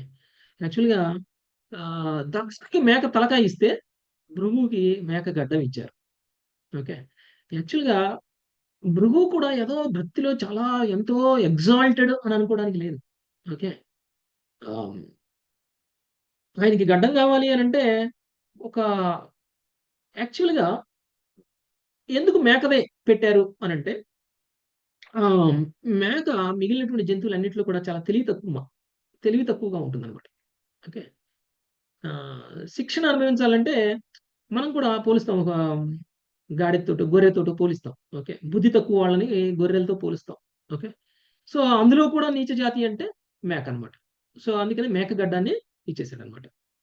ఇక ఆ తర్వాత ఉమ్, ఈ విధంగా ఆయన చేసినటువంటి వాగ్దానం ఏదైతే ఉందో ఆ వాగ్దానం నేను ఇలా చేస్తాను అంటే ఇదంతా కూడా కైలాసంలోనే జరుగుతుంది. ఓకే. ఇలా చేస్తాను నేను, వాళ్ళందరికీ ఇలా ఇలా నేను ఇస్తాను అని అంటే అక్కడికి దేవతలందరూ కూడా సంతృప్తి చెందారు. ఓకే. ఉమ్, నువ్వు కోపాన్ని అయితే ఉపసంహరించుకున్నావు అని చెప్పేసి ఆ, వాళ్ళందరూ కూడా సంతృప్తి చెందారు. యాక్చువల్గా చూడండి, ఇదే మనం ఇంతకు ముందు చెప్పుకుంది. భక్తులో కోఆపరేషన్ అనేటువంటిది కంపల్సరీగా ఉండాలి. మనస్పర్ధలు ఎన్నున్నా కానీ భక్తుల మధ్యలో కోఆపరేషన్ అనేటువంటిది కంపల్సరీగా ఉండాలి. కృష్ణుడి యొక్క ఆరాధన కోసం, విష్ణువు యొక్క ఆరాధన కోసం భక్తుల యొక్క కోఆపరేషన్ సంసిద్ధిర్ హరితోషణం అని చెప్పారు కదా. సంసిద్ధిర్ హరితోషణం ఎందుకు చెప్తున్నారు అలా అంటే, ఎప్పుడైతే మనలో మనకి కోఆపరేషన్ ఉండదో అప్పుడు మనం ఏం చేస్తాం? మనం భగవంతుడు చేయాల్సినటువంటి సేవను సరిగా చెయ్యం. అందుకనే మన మధ్య మనస్పర్ధలు ఉన్నప్పటికీ మన మధ్య కోఆపరేషన్ తోటి మనం భగవంతుడికి సేవ చేయాలి అనేటువంటిది దాని యొక్క ముఖ్యమైనటువంటి ఉద్దేశం. అందుకనే ఆ మీరు ఒక ఒక కొన్ని ఉదాహరణలు కూడా మనం చూడొచ్చు. ఓకే. యాక్చువల్గా రామాయణంలో సీతాదేవిని ఆయన తీసుకుని వెళ్ళిపోయాడు కదా రావణాసురుడు. రావణాసురుడు వెళ్ళినప్పుడు రావణాసురుడు సోదరుడు అయినటువంటి విభీషణుడు రాముడి పక్షం ఉంటా అన్నారు. రాముడి పక్షం ఉండి రాముడికి కావాల్సినటువంటి సహాయం చేస్తాను సీతను వాపస్ తీసుకురావడానికి అని చెప్పేసి అంటారు. దానికి సుగ్రీవుడు అంగీకరించలేదు. దానికి సుగ్రీవుడు ఏమన్నారు? విభీషణుడు చూసి వెంటనే వీడిని చంపేయండి అని చెప్పేశారు. వీడిని చంపేయండి, సుగ్రీవుడిని చంపేసేయండి అన్నారు. విభీషణుడిని చంపేయండి అని సుగ్రీవుడు ఆయన యొక్క వానరసేన మొత్తానికి కూడా ఆజ్ఞాపించేశారు. అప్పుడు వెంటనే హనుమంతుడు అన్నాడు, లేదు లేదు, నేను లంకకి వెళ్ళొచ్చాను, లంకలో ఉన్నటువంటి అసురులందరూ ఒక టైప్ అయితే విభీషణుడు ఇంకొక టైపు, నేను విభీషణుడే నాకు ఆతిథ్యం ఇచ్చాడు, విభీషణుడు చాలా మంచోడు, చంపకండి. విభీషణుడు ఒకవేళ సహాయం చేస్తాను అని అన్నాడంటే విభీషణుడు యొక్క సహాయం తీసుకోవడం మంచిది అని చెప్పేసి హనుమంతుడు అన్నాడు. ఓకే. ఆంజనేయుడు ఈ వివాదంలో సుగ్రీవుడికి ఆంజనేయుడికి మధ్య చాలా వాగ్వివాదం జరుగుతుంది. ఓకే. ఈ సందర్భంలో సుగ్రీవుడు చంపాలంటాడు, హనుమంతుడు చంపకూడదు అంటాడు. ఓకే. అయితే వీళ్ళిద్దరికి మధ్య మనస్పర్ధలు ఉన్నాయి. వీళ్ళిద్దరూ ఒక ఏకాభిప్రాయంతో లేరు ఒక విషయంలో, విభీషణుడి విషయంలో. కానీ వీళ్ళిద్దరూ కలిసి ఏం చేస్తారు? చివరికి చాలా కాలం పాటు, చాలా కొంత కొంత కొంత సమయం పాటు వాళ్ళిద్దరూ అలానే ఒకళ్ళనొకళ్ళు చర్చించుకుంటూ ఆర్గ్యూ చేసుకుంటూ ఉన్నటువంటి కొంతకాలం తర్వాత వాళ్ళిద్దరూ ఏం చేస్తారంటే రాముడి దగ్గరికి వెళ్ళి అడుగుతారు. రాముడు ఏమంటారు? ఎంత పాపాత్ముడైనా సరే నా దగ్గరికి వచ్చారు అని అంటే నేను ఆయన్ని క్షమించేస్తాను అని అంటారు. క్షమించేటువంటి గుణం భగవంతుడికి ఉంటుంది కదా. కాబట్టి ఆయన ఏమన్నారు? లేదు లేదు, సుగ్రీవుడికి ఆయన నచ్చ చెప్పారు రాముడు. సో విభీషణుడిని చంపకూడదు, విభీషణుడు మనకు మిత్రుడుగా ఉంటాడు, విభీషణుడు మనకు సహాయం చేస్తాను అంటే సహాయాన్ని తీసుకోండి అని చెప్పేసి రాముడు సలహా ఇస్తే వీళ్ళిద్దరి మధ్య ఎలాంటి మనస్పర్ధలు ఉన్నా సరే రాముడికి సేవ అనేటువంటిది ఆగకూడదని చెప్పేసి రాముడి యొక్క సేవ కంటిన్యూ అవడం కోసం వీళ్ళిద్దరు కూడా ఆ, వాళ్ళ మనస్పర్ధలను పక్కన పెట్టి విభీషణుని అంగీకరించడం అనేటువంటిది జరిగింది. ఓకే. ఇంతే కాదు, క్షీరసాగర మదనం జరిగినప్పుడు కూడా దేవతలందరికీ కూడా విష్ణువు ఏం చెప్పారు, మీరందరూ కూడా అసురుల దగ్గరికి వెళ్ళి క్షీరసాగర మదనానికి వాళ్ళ యొక్క కోఆపరేషన్ అడగండి అని అన్నారు. ఎందుకు? అది అది భగవంతుడి యొక్క ఆజ్ఞ. అంటే ఒకవేళ వీళ్ళు కనుక క్షీరసాగర మదనం చేస్తే భగవంతుడు ఆజ్ఞాపించినట్లు చేసినట్లు అవుతుంది, భగవంతుడికి సేవ చేసినట్లు అవుతుంది. ఓకే. మరి అలాంటప్పుడు దేవతలందరూ కూడా క్షీరసాగర మదనంలో చేయడానికి అసురుల దగ్గరికి వెళ్తే, ఇప్పుడు బలి మహారాజు అసురులకి రాజుగా ఉన్నారు. ఓకే. అప్పుడు బలి మహారాజు రాజుగా ఉన్నటువంటి సమయంలో దేవతలందరూ వాళ్ళ దగ్గరికి వెళ్ళినప్పుడు అక్కడ ఉన్నటువంటి అసురులందరూ దేవతల మీదకి వచ్చేసి దేవతలు చంపబోయారు. వీళ్ళందరూ దేవతలు మనకు శత్రువులు, వీళ్ళందరూ కలిసి మన దగ్గరకు వస్తున్నారు అని చెప్పేసి అక్కడ ఉన్నటువంటి అసురులందరూ కూడా చంపబోయారు. అప్పుడు బలి మహారాజు వాళ్ళందరినీ ఆపారు. వాళ్ళు యుద్ధానికి రాలేదు, వాళ్ళు మాట్లాడటానికి వచ్చారు. కాబట్టి మాట్లాడటానికి వచ్చినటువంటి వాళ్ళని కూర్చోబెట్టి మాట్లాడడమే సభ్యత. అంతేకాని వాళ్ళని వాళ్ళ మీద దాడి చేసి వాళ్ళని చంపడం అనేటువంటిది కరెక్ట్ కాదు అని చెప్పేసి వాళ్ళని కూర్చోపెట్టి దేవతలకి అసురులకి మధ్య శత్రుత్వం ఉన్నా భగవంతుడు ఆజ్ఞాపించారు అనేటువంటి విషయాన్ని తెలుసుకున్నటువంటి బలి దేవతల యొక్క ప్రతిపాదనని అంగీకరించారు. ఇది బలి మహారాజు కూడా శుద్ధ భక్తుడు. అంటే ఇద్దరు వైష్ణవుల మధ్య కోఆపరేషన్ ఉంటే భగవంతుడు ఎలా ప్రసన్నం అవుతారు అనేటువంటి విషయానికి మనం అనేక ఉదాహరణలు మనం శాస్త్రం ద్వారా తీసుకోవచ్చు. ఓకే. అంటే గురువు కృష్ణ ప్రసన్నుడు అవ్వాలి అని అంటే మనందరిలో ఐకమత్యం కావాలి ఫస్ట్. ఓకే. మనందరం ఒక మాట మీద ఉండాలి. ఒక వైష్ణవుడు ఇంకొక వైష్ణవుడిని నిందించడం, ఒక వైష్ణవుడు ఇంకొక వైష్ణవుడి పట్ల అపరాధం చేయడం, ఒక వైష్ణవుడి గురించి ఇంకొక వైష్ణవుడు తప్పుగా ఇంకొకళ్ళతో మాట్లాడడం, ఇవన్నీ చేస్తే ఏమవుతుంది అని అంటే మనం చేయాల్సినటువంటి భక్తి, మనం చేయాల్సినటువంటి సేవ, మనం చేయాల్సినటువంటి భగవత్ ప్రేమ ఇవన్నీ కూడా మనకి రావు. భక్తిలో పురోగమించం, భక్తిలో వెనకబడిపోతాం. ఇలాంటి అపరాధాలు చేయడం కారణంగా ఏమవుతుంది, మనకి కృష్ణ కథలో రుచి దొరకదు. ఇలాంటి అపరాధాలు చేస్తూ పోతూ ఉంటే మనకి హరినామంలో కూడా రుచి దొరకదు. గుర్తుంచుకోండి. ఎందుకు చాలా మంది ఎన్నో సంవత్సరాల పాటు కృష్ణ చైతన్యంలో ఉండి కూడా వాళ్ళు జపం చేస్తున్నా కానీ నాకు జపం వల్ల మజా రావట్లేదు, జపం వల్ల టేస్ట్ రావట్లేదు, జపం చేస్తుంటే నాకు ఇంకా భావన రావట్లేదు అని ఎందుకంటున్నారు అని అంటే ఇలాంటి అపరాధాలు ఆపకపోవడం వల్ల. ఓకే. అందుకనే మనకి ఏం చెప్తారు, శాస్త్రం ఏం చెప్తారు, మన ఆచార్యులు ఏం చెప్తారు అని అంటే అందరూ ఒకలా ఉండరు, అందరూ గొప్పవాళ్ళే ఉండరు, అందరూ మంచి వాళ్ళే అయి ఉండాలని ఏం లేదు వైష్ణవుల్లో కూడా. ఓకే. ఎవరిలో ఎలాంటి మంచి గుణం ఉంటే దాన్ని మాత్రమే చూడండి, ఎవరిలో ఎలాంటి చెడ్డ గుణం ఉంటే దాన్ని చూడడం మానేయండి. ఎవరిలో అయినా సరే ఇతరులలో చెడ్డ గుణాన్ని మనం చూడడం మానేయాలి, ఇతరుల్లో కేవలం మంచిని మాత్రమే చూడాలి. అలానే మనలో మనం చూసుకున్నప్పుడు మనలో ఉన్న మంచి గుణాన్ని మనం చూడకూడదు, మనలో ఉన్నటువంటి చెడ్డ గుణాన్ని మాత్రమే మనం చూడాలి. ఎప్పుడు ఒక వైష్ణవుడు ఇలా ఆలోచిస్తాడు, ఇతరుల పట్ల మంచి గుణాన్ని, మన పట్ల చెడ్డ గుణాన్ని మాత్రమే చూస్తూ మన చెడుని తగ్గించుకోవాలి, ఇతరుల మంచిని మనం అడాప్ట్ చేసుకోవాలి. ఎప్పుడు ఇలా చేస్తామో అప్పుడు మన భక్తిలో పురోగమిస్తాం. అప్పుడు చెన్నై ఇప్పుడు ఇంత డిఫరెన్సెస్ ఉన్నాయి కదా ప్రభుజీ, అంటే పూర్వజన్మ సుకృతం అన్న ప్రభుజీ కొంతమంది ఉంటుంది, పూర్వజన్మ సుకృతాల వల్ల కూడా ఉంటాయి. పూర్వజన్మ సుకృతము మళ్ళీ మనకున్నటువంటి స్వతంత్రాన్ని మిస్యూజ్ చేసుకోవడము, తర్వాత గర్వము, విద్యాహంకారం, ఇదే విద్యాహంకారం అన్నీ కలిసి వస్తాయి. ఓకే. సో కాబట్టి భగవంతుడి యొక్క సేవని మనం నిరాటంకంగా ముందుకు తీసుకువెళ్ళాలి, భక్తిలో పురోగమించాలి అని అంటే మనం అందరం కూడా వైష్ణవ అపరాధాలు తగ్గించి మనం అందరం కూడా ఐకమత్యంతో ఒకళ్ళకొకళ్ళు కోఆపరేట్ చేసుకుంటూ ఏ విధంగా సేవని మనం ముందుకు తీసుకెళ్ళాలి అనేటువంటి చేయగలిగితే అది నిజమైనటువంటి పురోగతి ఒక భక్తుడిగా. లేదు అంటే గనక మనము పేరుకే భక్తులం, పేరుకు మాత్రమే భక్తులుగా ఉండిపోతాం. సో ఇంకా దేవతలందరూ కూడా ప్రసన్నమైపోయారు. శివుడు ఆదేశించినటువంటి ప్రకారంగానే దక్షుడు మొండానికి మేక యొక్క శిరస్సుని శివుడు పెట్టేశారు. పెట్టేసి ఆయన్ని సజీవుని చేయడం అనేటువంటిది జరిగింది. సో అలా చేసిన తర్వాత దక్షుడు నిద్రలోంచి లేచినట్టు లేచేశాడు. మనం నిద్రపోయి లేగుస్తాం కదా, అలా లేచేశాడు. మేక శిరస్సుతోటి లేచేశాడు. అంటే నిద్రలోంచి లేచిన వాళ్ళకి నిద్రపోక ముందు ఏం జరిగిందో మర్చిపోతారా? గుర్తుంటుంది. గుర్తుంటుంది కదా. సో ఒక్కసారిగా దక్షుడికి తను చేసినటువంటిది మొత్తం గుర్తొచ్చేసింది. నిద్రలోంచి లేవగానే నిద్రలోంచి లేచినట్టు లేచేశాడు. ఓకే. దక్షుడికి మొత్తం గుర్తొచ్చేసింది. అయ్యో సతి చనిపోయింది అని చెప్పేసి సతి చనిపోయినటువంటి బాధలో ఉండిపోయాడు. తన కూతురు కదా. అంటే దక్షుడు ఇంతకు ముందు ఉన్నదానికి ఇప్పుడు ఉన్నదానికి తేడా ఉంది. ఇంతకు ముందు గర్వంతో ఉన్నాడు. ఉమ్, ఆ ఆయన ఎంత గర్వంతో ఉంటే తన కూతురునే సొంత కూతురునే కోల్పోయినటువంటి పరిస్థితిని మొత్తం తిరిగి మళ్ళీ గుర్తు తెచ్చుకున్నాడు. గుర్తు తెచ్చుకొని శివుడి పట్ల తను చేసినటువంటి అపరాధాన్ని కూడా ఆయన తెలుసుకోగలిగాడు.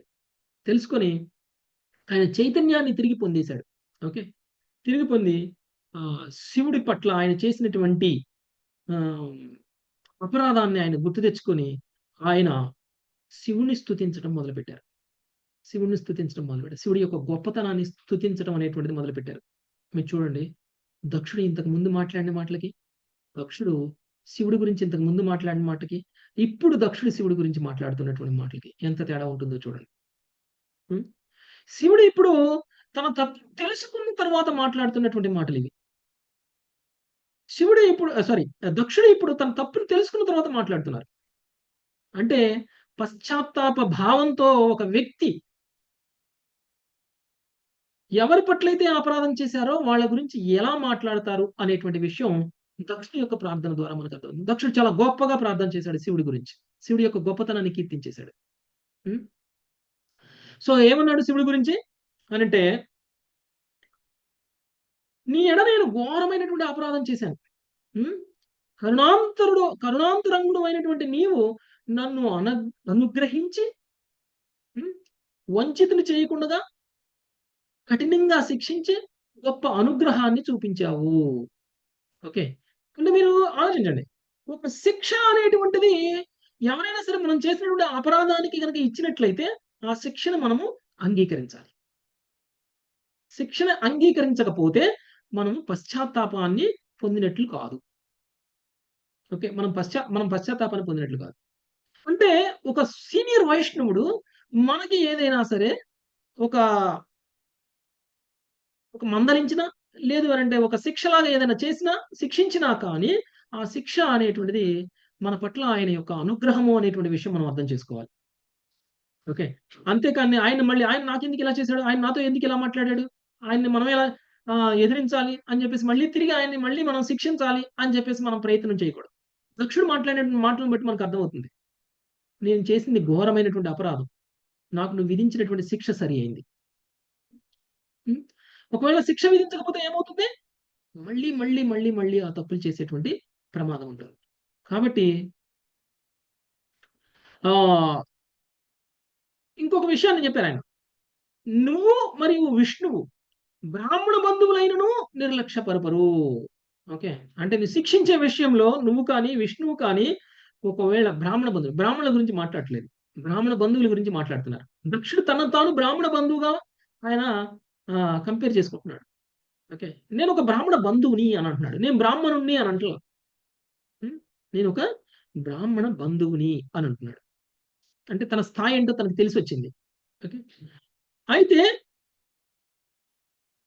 అలాంటప్పుడు మరి నువ్వు నన్ను చంపేశావు, నువ్వు నన్ను శిక్షించేశావు, కానీ యజ్ఞ నిర్వహణ అనేటువంటి విషయంలో నువ్వు నిర్లక్ష్యపరచవు. నీకెంత కోపం ఉన్నా, నువ్వు నన్ను ఎంత శిక్షించాలి అని అనుకున్నా, నాకు శిక్షణ ఇస్తూనే యజ్ఞాన్ని జరిగేలా చూస్తావు నువ్వు. అది నీ గొప్పతనం. ఎందుకంటే నువ్వు కూడా విష్ణువుకి భక్తుడివి కాబట్టి, నువ్వు కూడా పరమ వైష్ణవుడివి కాబట్టి. పరమ వైష్ణవుడు ఎప్పుడు కూడా భగవంతుడి కోసం నిర్వహించే యజ్ఞాన్ని ఆపరు కాబట్టి. ఓకే. సో ఈ విధంగా ఆయన స్తుతిస్తున్నాడు. ఇంకా ఆయన స్తుతిస్తున్నారు ఏమని, శివుడిని ఉద్దేశించి నువ్వు శక్తి సంపన్నుడివి, పరమశివుడివి, విద్య, తపస్సు, వ్రతాలు, ఆత్మానుభవము వంటి వారిని అనుసరించుట యందు బ్రాహ్మణులకు రక్షణ కల్పించుటకే నీవు బ్రహ్మదేవుని ముఖము నుండి మొట్టమొదట ఆవిర్భవించావు. గోపాలకుడు కట్టెను చేబూని గోవులను రక్షించు చందమున బ్రాహ్మణులు రక్షకునిగా నీవు వారి నియమ నియమపూర్వక విధులను సర్వదా పరిరక్షింతువు. ఓకే. ఒక గోపాలుడు గోవులని కాస్తూ చేతిలో కర్ర పట్టుకుని కొడతాడు గోవుల్ని. ఎందుకు కొడతాడు? ఆ గోవుల యొక్క రక్షణ కోసం కొడతాడు. ఓకే. లేదు అని అంటే ఆ గోవులు అటు ఇటు వెళ్తాయి, లేదు అని అంటే ఆ గోవులు దారి తప్పిపోతాయి, లేదా గోవులు చెప్పిన మాట వినవు. ఒక్కొక్కసారి కర్రను ఏం చేస్తారు? భయం కోసం చూపిస్తారు, గట్టిగా ఏం కొట్టరు, కర్రను భయం కోసం పెడతారు. అలానే నువ్వు కూడా మా అందరి రక్షకుడివి, నువ్వు దేవతలందరి రక్షకుడివి, బ్రహ్మదేవుడికి కూడా నువ్వే రక్షకుడివి, నాకు కూడా నువ్వే రక్షకుడివి అని చెప్పేసి ఆయన నువ్వు మమ్మల్ని సదా పరిరక్షిస్తూ ఉంటావు. ఇంకా నీ మహిమలను ఎరగక సభా మధ్యములో పరుష వాక్యులను నేను నీ మీద ప్రయోగించాను. ఓకే. అంటే ఈ పరుష వాక్యాలను నేను ప్రయోగించడం అనేటువంటిది నేను చేసినటువంటి తప్పు. యాక్చువల్గా నువ్వు పరమ గౌరవనీయుడేవి, నీ పట్ల నేను విధేయుడుగా ఉండాలి, కానీ నేను అవిధేయుడుగా ఉన్నాను. అందుకు కారణంగానే నేను పతనం చెందుతూ ఉంటే నా పట్ల నువ్వు కరుణ చూపించి, నా పట్ల నీకున్నటువంటి కరుణతోటి నువ్వు నన్ను శిక్షించి నన్ను రక్షించావు. ఒకవేళ కనుక నువ్వు నన్ను శిక్షించి నువ్వు నన్ను రక్షించకపోయినట్లయితే అది నా పట్ల మంచి జరుగుండేది కాదు.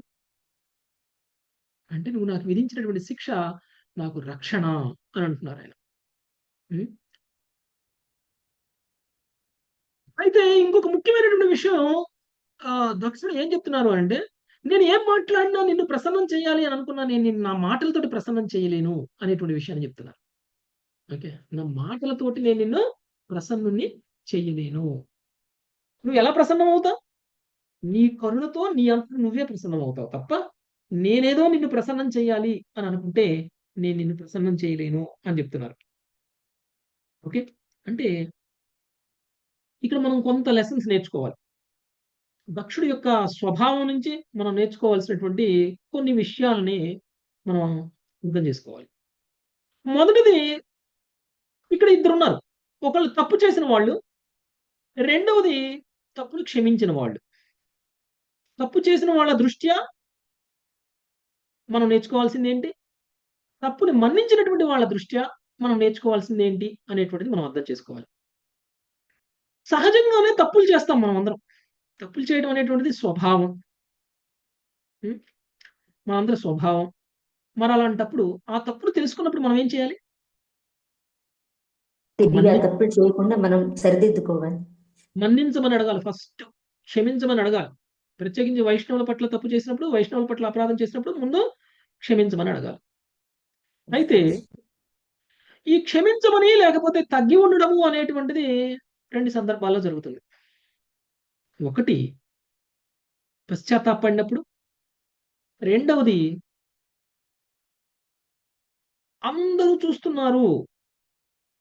ఇప్పుడు దక్షుడు చేసినటువంటి ఈ యొక్క అపరాధాన్ని, శివుడి పట్ల శివుడు శిక్షించడాన్ని ఇక్కడ అందరూ చూశారు కదా. ఇప్పుడు దాకా దక్షుడిని గౌరవించేవాళ్ళు సడన్ గా వాళ్ళు దక్షుడిని గౌరవించుతారా? అరే, దక్షుడిని ఎంతో గౌరవిస్తున్నాం, ఎంతో గొప్పవాడు అనుకున్నాం, ఇలా చేశాడేంటి అని చెప్పేసి దక్షుడిని గౌరవించడం మానేస్తారు కదా. సో మనలో ఉన్నటువంటి భావన అనేటువంటిది మనం తప్పు చేశాము అనేటువంటి గిల్ట్ ఫీలింగ్ తోటి రావాలి తప్ప, అక్కడ ఉన్నటువంటి పరిస్థితులు వీళ్ళేమనుకుంటారో, వాళ్ళేమనుకుంటారో, వాళ్ళేం చేస్తారో, వీళ్ళేం చేస్తారో, లేదంటే అందరూ చూస్తున్నారు, నా పరువు పోతుంది అనేటువంటి భావనలో మన పశ్చాత్తాపాన్ని ప్రదర్శించకూడదు. ఓకే. అది కూడా మిథ్యాహంకారమే. ఓకే. అంటే క్షమించమని అడగాలన్నా, పశ్చాత్తాపాన్ని ప్రదర్శించాలి అనన్నా మనలో ఫస్ట్ గిల్ట్ రావాలి. మనం చేసిన తప్పుకు గిల్ట్ రావాలి, కానీ అక్కడ అందరూ చూస్తున్నారు అనేటువంటి భావనలో మనం మనలో మార్పు అనేటువంటిది కనిపించకూడదు. ఓకే. ఇది ఒక ముఖ్యమైన లెర్నింగ్. రెండవది, ఆ తప్పుని మన్నించేటువంటి వాడి దృష్ట్యా మనం తెలుసుకోవాల్సింది ఏమిటి అనంటే, ఒక శుద్ధ వైష్ణవుడైనటువంటి వాడు ఎవరైనా సరే తప్పు చేస్తే, వాళ్ళు చేసినటువంటి తప్పుకి నా దగ్గరకొచ్చి క్షమాపణ కోరాలి అని అనుకోకూడదు. ఓకే. శివుడు అలా ఏం అనుకోలే. శివుడు అలా ఏం అనుకోలేదు. ఒకవేళ మనం వైష్ణవులమే. మన పట్ల ఎవరో అపరాధం చేశారు. ఏదో ఒకరోజు వాళ్ళొచ్చి నాకు క్షమాపణ చెప్పాలి అని గనక మనం కోరుకున్నాము అనంటే, మనలో మిథ్యాహంకారం ఇంకా ఉన్నట్లే. ఓకే. మనం ఏమి శుద్ధ భక్తులం కానట్లే. అలా కాకుండగా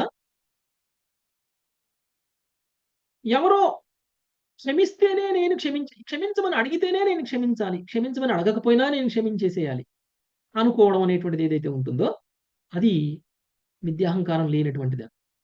ఓకే. అంటే క్షమించేటువంటి వాళ్ళు కూడా 2 భావనలున్నాయి. ఒకటి, వాడు నన్ను క్షమించమని అడిగితే నేను క్షమిస్తాను. ఇది మిథ్యాహంకారం. రెండవది, క్షమించమని అడిగినా అడగకపోయినా ఆయన నేను క్షమించేసేస్తాను. ఇది మిథ్యాహంకారం లేకపోవడం. శివుడిది రెండవ స్థానం. ఓకే. అంటే ఈ ఈ ఈ యొక్క సంఘటనను బట్టి మనం తెలుసుకోవాల్సినటువంటిది ఇది. తర్వాత మీరు చూస్తే మనము ధ్రువ మహారాజు స్టోరీలో కూడా సురుచి ధ్రువుడి పట్ల అపరాధం చేసింది. ధ్రువుడు చాలా చిన్నపిల్లాడు. ఆయనకేం తెలీదు. ఆయన పగా ప్రతీకారాలతో రగిలిపోతున్నాడు. పగా ప్రతీకారాలతో రగిలిపోతున్నాడు. కానీ తన తల్లి అయినటువంటి సురుచి ఏం చెప్పింది ఆయనకి? క్షమించేసేయి అని చెప్పి. క్షమించేసేసి. వాళ్ళేదో తప్పు చేశారు గదా అని చెప్పేసి నీ మనసులో వాళ్ళ పట్ల పగను పెంచుకోకు అని చెప్పింది సునీతి. ధ్రువుడి యొక్క తల్లి సునీతి. ఓకే. కాబట్టి ఇలాంటి ఒక పరిస్థితులు మనకి ఎందుకొస్తాయి అనంటే, మనలో ఉన్నటువంటి లోపాలని భగవంతుడు తొలగించడం కోసం మనకి ఇలాంటి పరిస్థితుల్ని కలిగిస్తారు. ఓకే. మనలో ఉన్నటువంటి లోపాలన్నిటిని కూడా భగవంతుడు తొలగించడానికి మనకి అంటే స్వార్థరహితమైనటువంటి భక్తిని చేసే స్థాయికి మనల్ని పెంచుతారు. స్వార్థరహితమైనటువంటి భక్తి. ఇప్పుడు వాళ్ళు తప్పు చేశారు. వచ్చి నాకు క్షమాపణ చెప్పాలి. అప్పుడు నేను క్షమించేస్తాను అని అనుకోవడం అనేటువంటిది స్వార్థపూరితమైనటువంటి భక్తి. స్వార్థరహితమైనటువంటి భక్తి అంటే అవతల వాళ్ళ నుంచి ఏమి ఎక్స్‌పెక్ట్ చేయకుండా మనం చేసేటువంటిది. విష్ణు సేవ ఆగకూడదు. అవసరమైతే ఒక దుర్మార్గుడినైనా సరే నేను క్షమించేసేయాలి. ఒక దుర్మార్గుడికైనా సరే నేను అవసరమైతే ఒక టెంపుల్ ప్రెసిడెంట్ పదవినివ్వాలి. తప్పదు. చాలా మంది ఉన్నారు అలా. ఓకే. స్వయంగా గురువే నియమిస్తారు కొంతమందిని. ఈ టెంపుల్‌కి నువ్వు ప్రెసిడెంట్‌గా ఉండు. ఆ టెంపుల్‌కి నువ్వు ప్రెసిడెంట్‌గా ఉండు అని అంటారు. ఆ వ్యక్తులు మంచివాళ్ళా? అన్ని రకాలుగా శుద్ధ వైష్ణవులా? ఏం కాదు. కాకపోయినా వాళ్ళకి ఆ పదవి ఇవ్వడం వలన అక్కడ విష్ణువు యొక్క సేవ, కృష్ణుడి యొక్క సేవ ఆగకుండగా నిరంతరాయంగా నడుస్తూ ఉంటుంది. లేకపోతే ఏమవుతుందో తెలుసా? ఏయ్! నువ్వు ఆగు. నువ్వు ప్రెసిడెంట్‌గా ఉండకూడదు. శుద్ధ భక్తుడైనటువంటి పలానా వాడు ప్రెసిడెంట్‌గా ఉండాలి అని చెప్పారంటే, ఆయన చేసేటువంటి ప్రతి పనిలో ఈయన అడ్డం వస్తుంటాడు. అటు విష్ణువు సేవ ఆగకుండా జరగడానికి అంతరాయాలు కలిగిస్తూ ఉంటాడు. ఏదో ఒక రకంగా ఆయన కిందికి లాగాలని చూస్తాడు. అలా కాకుండా శుద్ధ భక్తులు ఏమి పదవులు కోరుకోరు కదా! శుద్ధ భక్తులు ఏమి పదవులు కోరుకోరు. అందుకనే ఆయనకి చెప్తే వింటారు. గురువు ఏం చెప్తారు? నువ్వు నేను చెప్పినట్లు విను. ఆయన్ని ప్రెసిడెంట్‌గా ఉండని. ఆయన ప్రెసిడెంట్‌గా ఉంటే ఆయన ఇగో చల్లారుతుంది. ఆ తర్వాత నువ్వు చేసుకునే కృష్ణ సేవ నువ్వు చేసుకోవచ్చు అని చెప్తారు. ఓకే. అంటే కొన్ని కొన్ని సందర్భాల్లో భగవంతుడి యొక్క సేవ కంటిన్యూ అవ్వడం కోసం ఆ సేవ కంటిన్యూ అవ్వడం కోసం అవసరమైతే అర్హత లేనటువంటి వ్యక్తి అధికారాలు ఇవ్వాల్సినటువంటి సందర్భాలు కూడా ఉంటాయి. ఇప్పుడు అదే జరుగుతుంది దక్షుడి విషయంలో. ఓకే. దక్షుడికి ఏం అర్హత ఉందని మళ్ళీ తిరిగి బతికించి మళ్ళీ ఆయన్ని ప్రజాపతిగా చేసేసారు. మళ్ళీ ఆయన యజ్ఞాలు చేయడానికి ఆయనకే అవకాశాన్ని ఎందుకిచ్చారు? అనంటే అది అది ఆయనేమి ఆధ్యాత్మికంగా పురోగమించాడని కాదు. ఆయనకున్నటువంటి జ్ఞానం, ఆయనకున్నటువంటి శక్తి, ఆయనకున్నటువంటి సామర్థ్యం, ఆయనకున్నటువంటి అన్ని గుణాలు, చెడు గుణాలు పక్కన పెట్టండి. ఆయనకున్నటువంటి అన్ని మంచి గుణాలని కూడా భగవంతుడి యొక్క సేవలో వినియోగించుకుంటే, ఆ సేవ ఇంకా గొప్పగా జరుగుతుంది అని. ఓకే. అందుకనే గురుకృష్ణ ప్రసన్నం కోసం, గురువులు కృష్ణుడు ప్రసన్నం అవ్వడం కోసం మనం ఏదైనా చేయడానికి మనం సిద్ధంగా ఉండాలి. స్వార్థరహితమైనటువంటి భక్తిని చేయడానికి మనం సిద్ధంగా ఉండాలి. ఇది ఒకటి మనం తెలుసుకోవాల్సినటువంటి విషయం. ఇక రెండో విషయం ఇందులో దక్షుడు తను చేస్తున్నటువంటి శివుడి కోసం చేస్తున్నటువంటి ప్రార్థనలో ఇంకొక మాట అన్నాడు. నేను ఎంత కీర్తించినా, నేను ఎలాంటి పదాలతోటి నిన్ను కీర్తించినా నేను నిన్ను ప్రసన్నం చేయలేను. ఒకవేళ నువ్వు ప్రసన్నుడు అయ్యావు అనంటే నీ కరుణతోటి నువ్వు ప్రసన్నుడు అవ్వాల్సిందే తప్ప నేనేదో చేస్తే నువ్వు ప్రసన్నుడు అవుతావు అని కాదు అని చెప్పేసి ఆయన అన్నారు. ఒక భక్తుడి స్థాయి ఎలా ఉంటుంది అనేటువంటి విషయం ఈ పదాలను బట్టి కూడా మనకు అర్థమవుతుంది. సో అంటే ఇప్పుడు మీరు ఒకటి గుర్తు తెచ్చుకుంటే మనకి 10వ స్కందంలో మనం చదువుకున్నాం. గోపీగీత్ చదివాం. గోపీగీత్ అంటే చాలా మంది మన భాగవతం క్లాస్కి అటెండ్ అయ్యే వాళ్ళు ఉన్నారు. వాళ్ళందరూ కూడా 10వ స్కందంలో గోపీగీత్ విన్నారు. గోపీగీత్ విన్నప్పుడు గోపీగీత్ జరుగుతున్నటువంటి మధ్యలో గోపికలు కృష్ణుని ఉద్దేశించి ఒక ప్రశ్న వేశారు. ఏమని వేశారు? అసలు కృష్ణ నువ్వు ఎలాంటోడివి నువ్వు? యాక్చువల్గా ఎందుకంటే గోపీగీత్ కంటే ముందు గోపికలను వదిలేసి కృష్ణుడు వెళ్ళిపోయాడు. కొంతకాలం కనపడ్డు, కొంత సమయానికి కనపడరు. కనపడకపోతే ఆ తర్వాత కృష్ణుడు మళ్ళీ కనిపించినప్పుడు గోపికలందరూ కోపంతో కృష్ణుడి దగ్గరికి వెళ్ళి అసలు నువ్వు మనిషివేనా, నీకు అసలు కొంచెమైనా కానీ మంచి చెడు తెలుసా, నువ్వు ఎందుకు అలా మాయమైపోయావు, అసలు నువ్వు ఎలాంటోడు నువ్వు ఎలాంటోడు నువ్వు మా పట్ల నువ్వు నీ ఉద్దేశం ఏంటి అని చెప్పేసి ఆయన అడుగుతారు. అప్పుడు కృష్ణుడు కొన్ని అంశాలు చెప్తారు నేను ఎలాంటి వాడిని అనేటువంటిది. మొదటిగా ఆయన ఏం చెప్తారంటే, నా కోసం భక్తిని ప్రదర్శించేటువంటి వ్యక్తులకి, నా పట్ల ప్రేమను ప్రదర్శించేటువంటి వ్యక్తులకి నేను అన్ని రకాల కష్టాలను ఇచ్చి ఆ కష్టాల ద్వారా వాళ్ళని నన్ను ఇంకా దగ్గరికి చేసి ఆ తర్వాత వాళ్ళు ప్రదర్శిస్తున్నటువంటి ప్రేమ, వాళ్ళు ప్రదర్శిస్తున్నటువంటి భక్తితోటి నేను ఇంకా ప్రసన్నున్నైపోతాను అని చెప్పారు. ఓకే, సో మీ పట్ల నేను అలాంటి వాడినా అంటే కాదు, నేను అలాంటి వాడిని కాదు, మీ విషయంలో మాత్రం నేను అలాంటి వాడిని కాదు అని చెప్పారు గోపికల విషయంలో. ఓకే, అంటే ఒక్కొక్కరికి ఒక్కొక్క రకమైనటువంటి సందర్భాన్ని సృష్టిస్తారు. కొంతమందికి ఆయన కష్టాలను ఇచ్చి ఆ కష్టాల ద్వారా వాళ్ళు కృష్ణుడికి దగ్గరయ్యేలా చేసి ఆ తర్వాత వాళ్ళు కృష్ణ భక్తిని చేస్తూ ఉంటే ఆ కృష్ణ భక్తిని చేసినప్పుడు ఆస్వాదిస్తారు కృష్ణుడు, అప్పుడు ప్రసన్నులు అవుతారు కృష్ణుడు.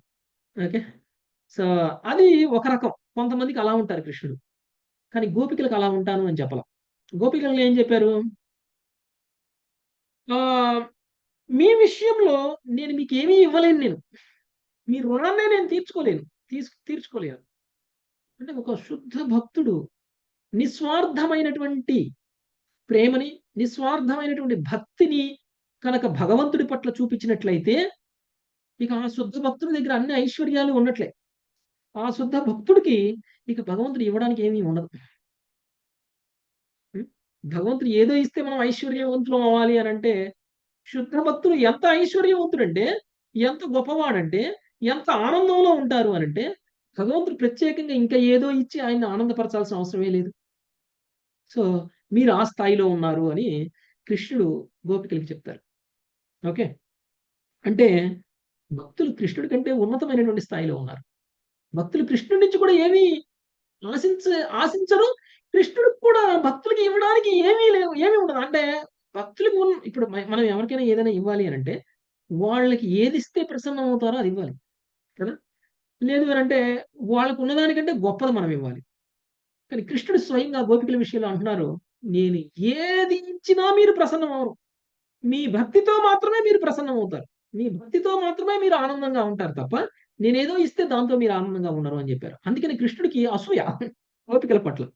అందుకనే కృష్ణుడు ఏమన్నారు, మీరు నా పట్ల ప్రదర్శిస్తున్నటువంటి ప్రేమతోటి నేను పొందుతున్నటువంటి ఆనందం కంటే మీరు నా పట్ల ప్రదర్శిస్తున్నటువంటి ప్రేమ భక్తితోటి మీరు పొందుతున్న ఆనందం ఎక్కువగా ఉంది. మీ ఆనందం ఎలా ఉంటుందో నేను ఎప్పుడు రుచి చూడలేదు. మీ ఆనందాన్ని రుచి చూడడం కోసం నేను కూడా మీలో నేను కూడా మీలో అవతరించాలి, అప్పుడు కానీ నాకు మీ ఆనందం ఏంటో అర్థమవుతుంది అని కృష్ణుడు అప్పుడు సంకల్పం చేసుకున్నారు. ఓకే, అప్పుడు సంకల్పం చేసుకుని కలియుగంలో ఆయన ఒక భక్తుడిగా గోపికల యొక్క భావాన్ని తీసుకొని చైతన్య మహాప్రభువులా అవతరించారు. అంటే భగవంతుడికి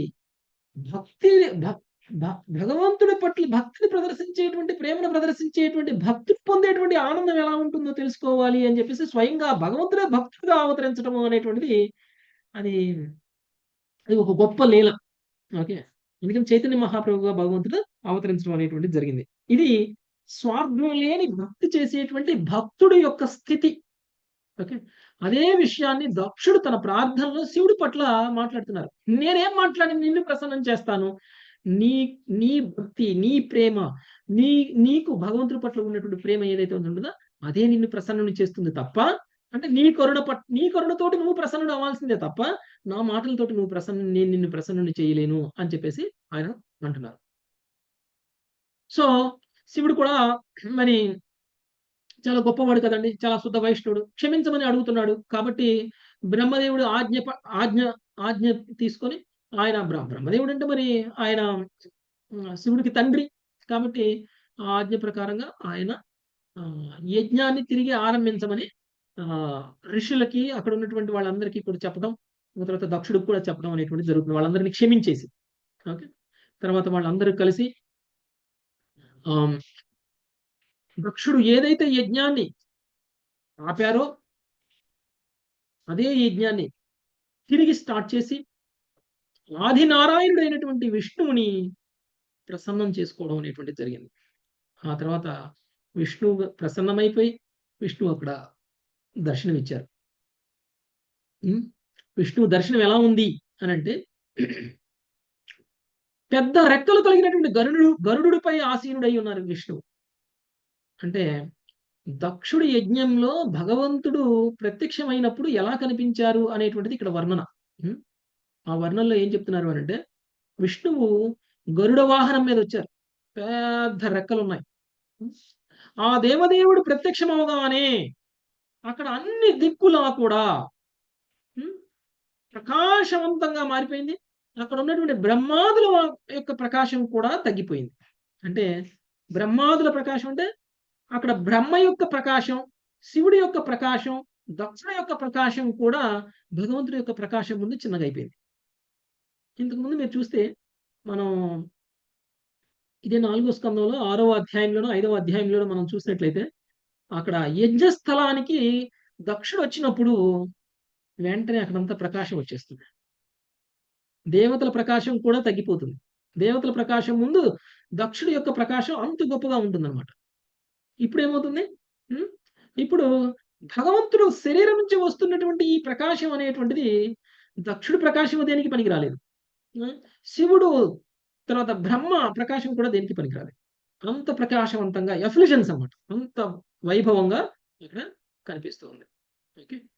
ఆ తర్వాత ఎలా ఉన్నారు భగవంతుడు అంటే, ఆయన యొక్క మేలి ఛాయ శ్యామల వర్ణం, ఆయన యొక్క మేలి ఛాయ శ్యామల వర్ణం. తర్వాత ఆయన వేసుకున్నటువంటి బట్టలు ఏదైతే ఉన్నాయో పసుపు వర్ణం, బంగారం లాగా మెరిసిపోతూ ఉన్నాయి.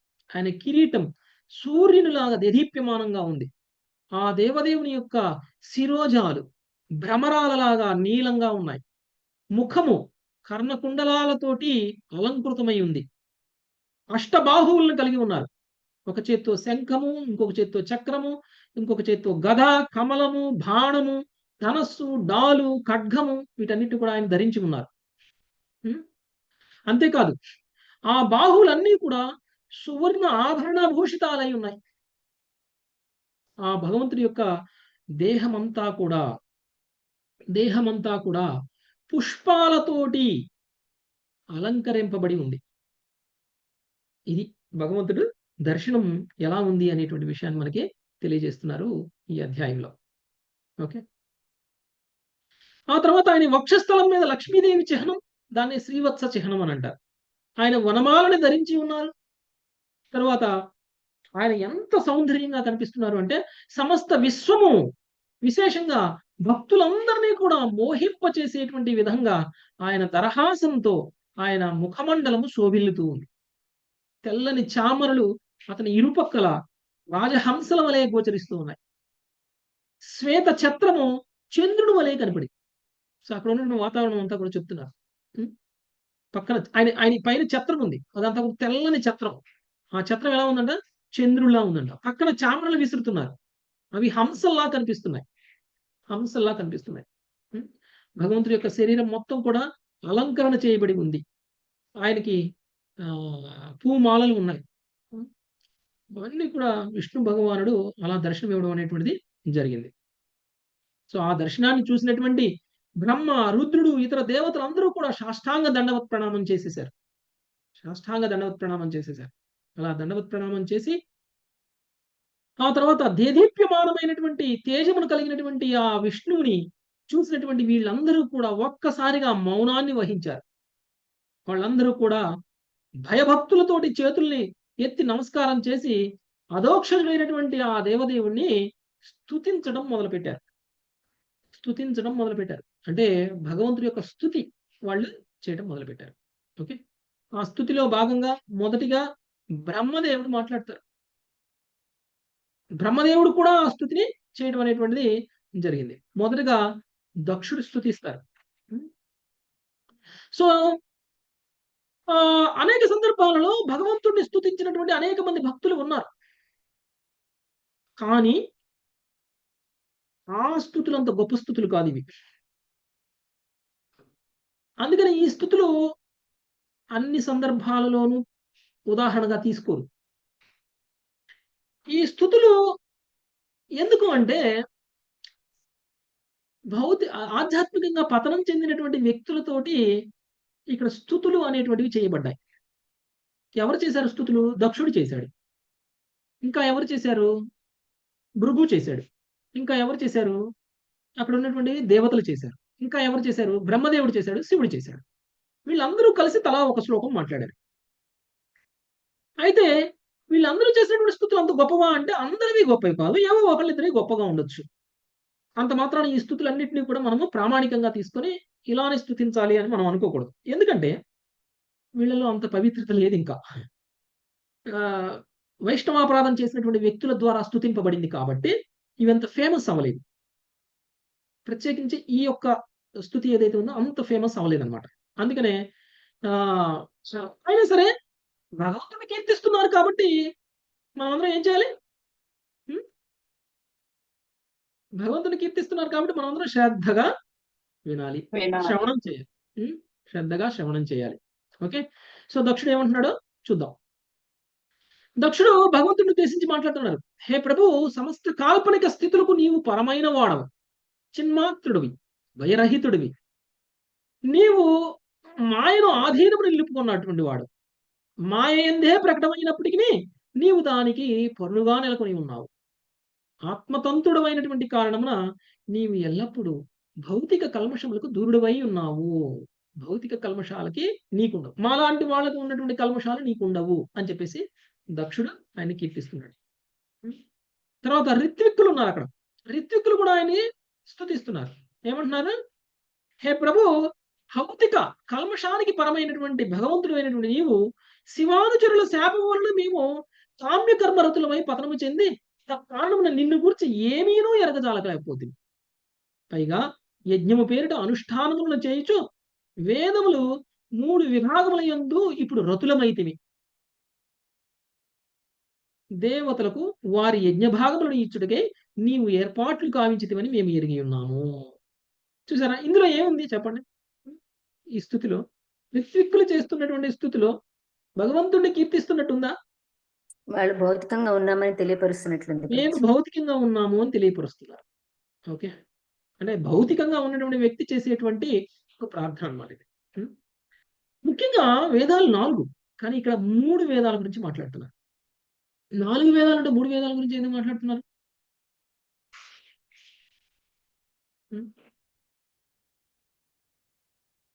ఐదవ ధర్మాలు ముందు 3 కూడా ధర్మార్థ కామాలు మన కోసం, మన భౌతికంగా ఎదుగుదల కోసం చేసే. యాక్చువల్ గా జనరల్ గా ఏ యజ్ఞంలో అయినా సరే కర్మకాండ మంత్రాలను వాడతారు.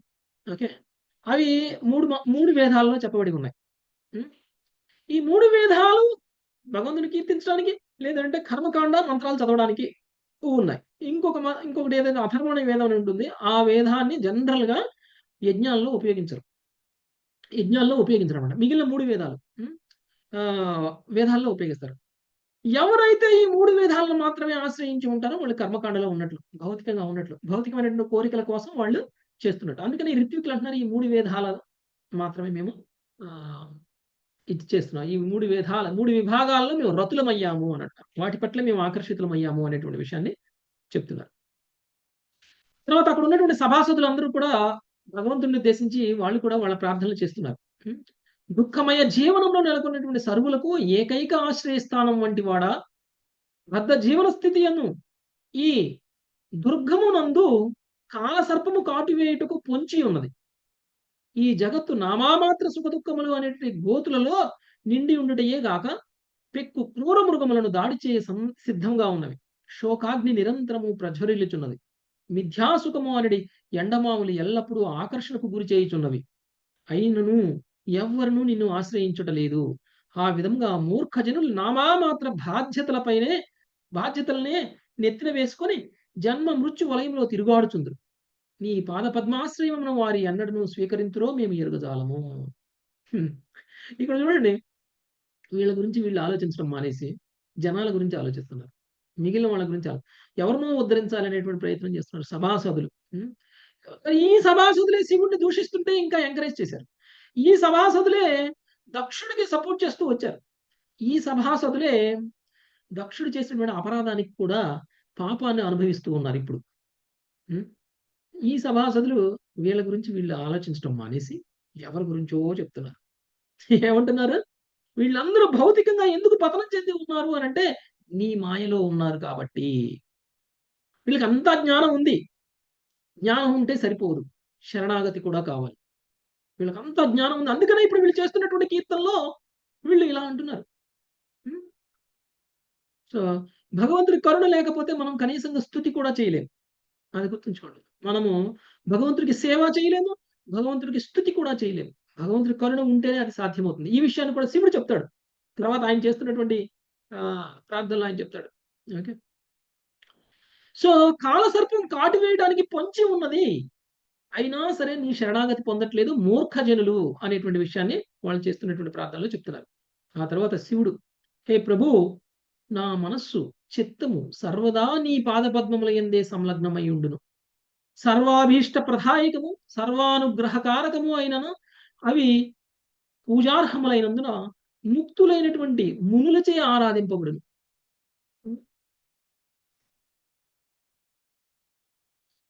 అట్టి నీ పాద పద్మముల యందు మనస్సును సంలగ్నము కావించినందున నా కర్మలు పవిత్రములు కావని పలుకుచు దూషించడి వారల వలన నేను కలత చెందకున్నాను. వారి నిందాలాపములను పట్టించుకొనక సమస్త జీవుల ఎడ నీవు కరుణను చూపు రీతి కరుణతో వారిని నేను క్షమించుచున్నాను చెప్తున్నారు. ఒక భక్తుడి పట్ల చేసినటువంటి అపరాధానికి భక్తుడే క్షమించాలి, కానీ భగవంతుడు క్షమించరు. ఆ శివుడు, నీ పాద పద్మాలను నేను ఎప్పుడూ ధ్యానం చేస్తూ ఉంటాను, నీ చింతనలోనే నేను ఉంటాను.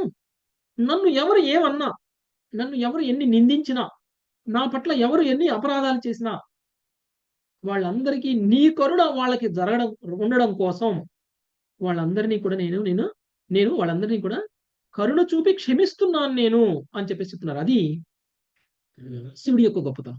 ఓకే. అందుకని చూడండి, మిగిలిన వాళ్ళు చేసినటువంటి ప్రార్థనకి శివుడు చేసినటువంటి ప్రార్థనలోకి తేడా ఉంది.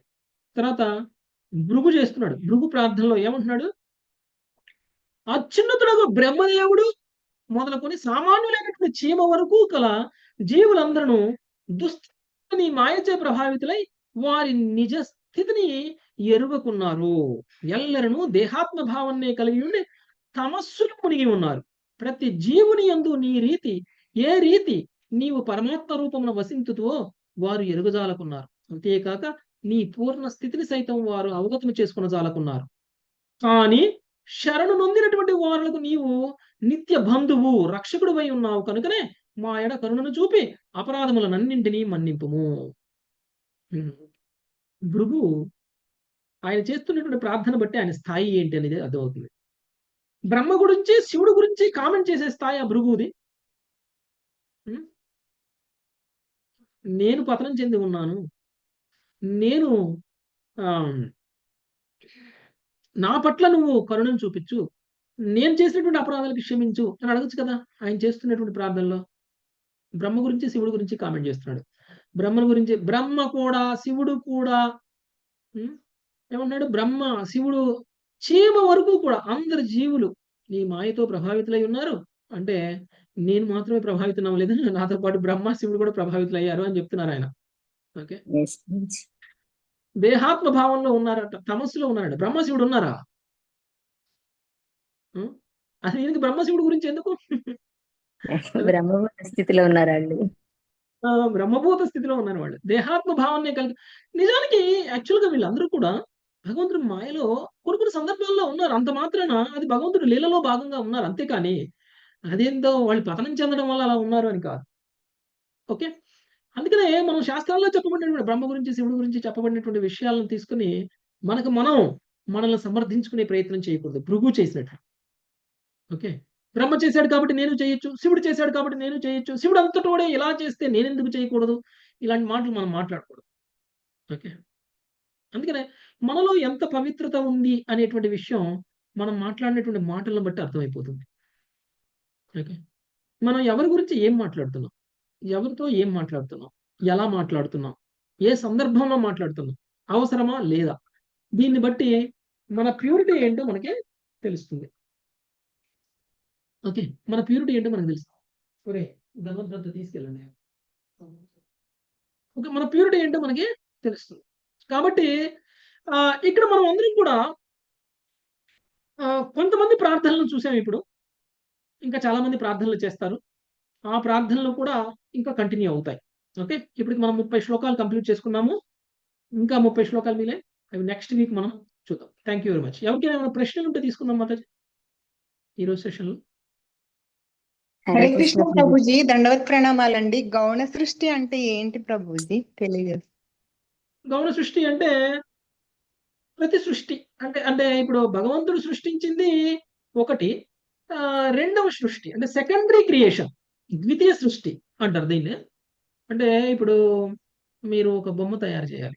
ఓకే, బొమ్మ తయారు చేయాలి అని అంటే మీకు ఆ బొమ్మ తయారు చేయడానికి కావాల్సిన మట్టి కావాలి, నీళ్లు కావాలి, ఆ బొమ్మను తయారు చేయడానికి వేరే వేరే ఏమేమి సామాగ్రి కావాలో అవన్నీ కావాలి.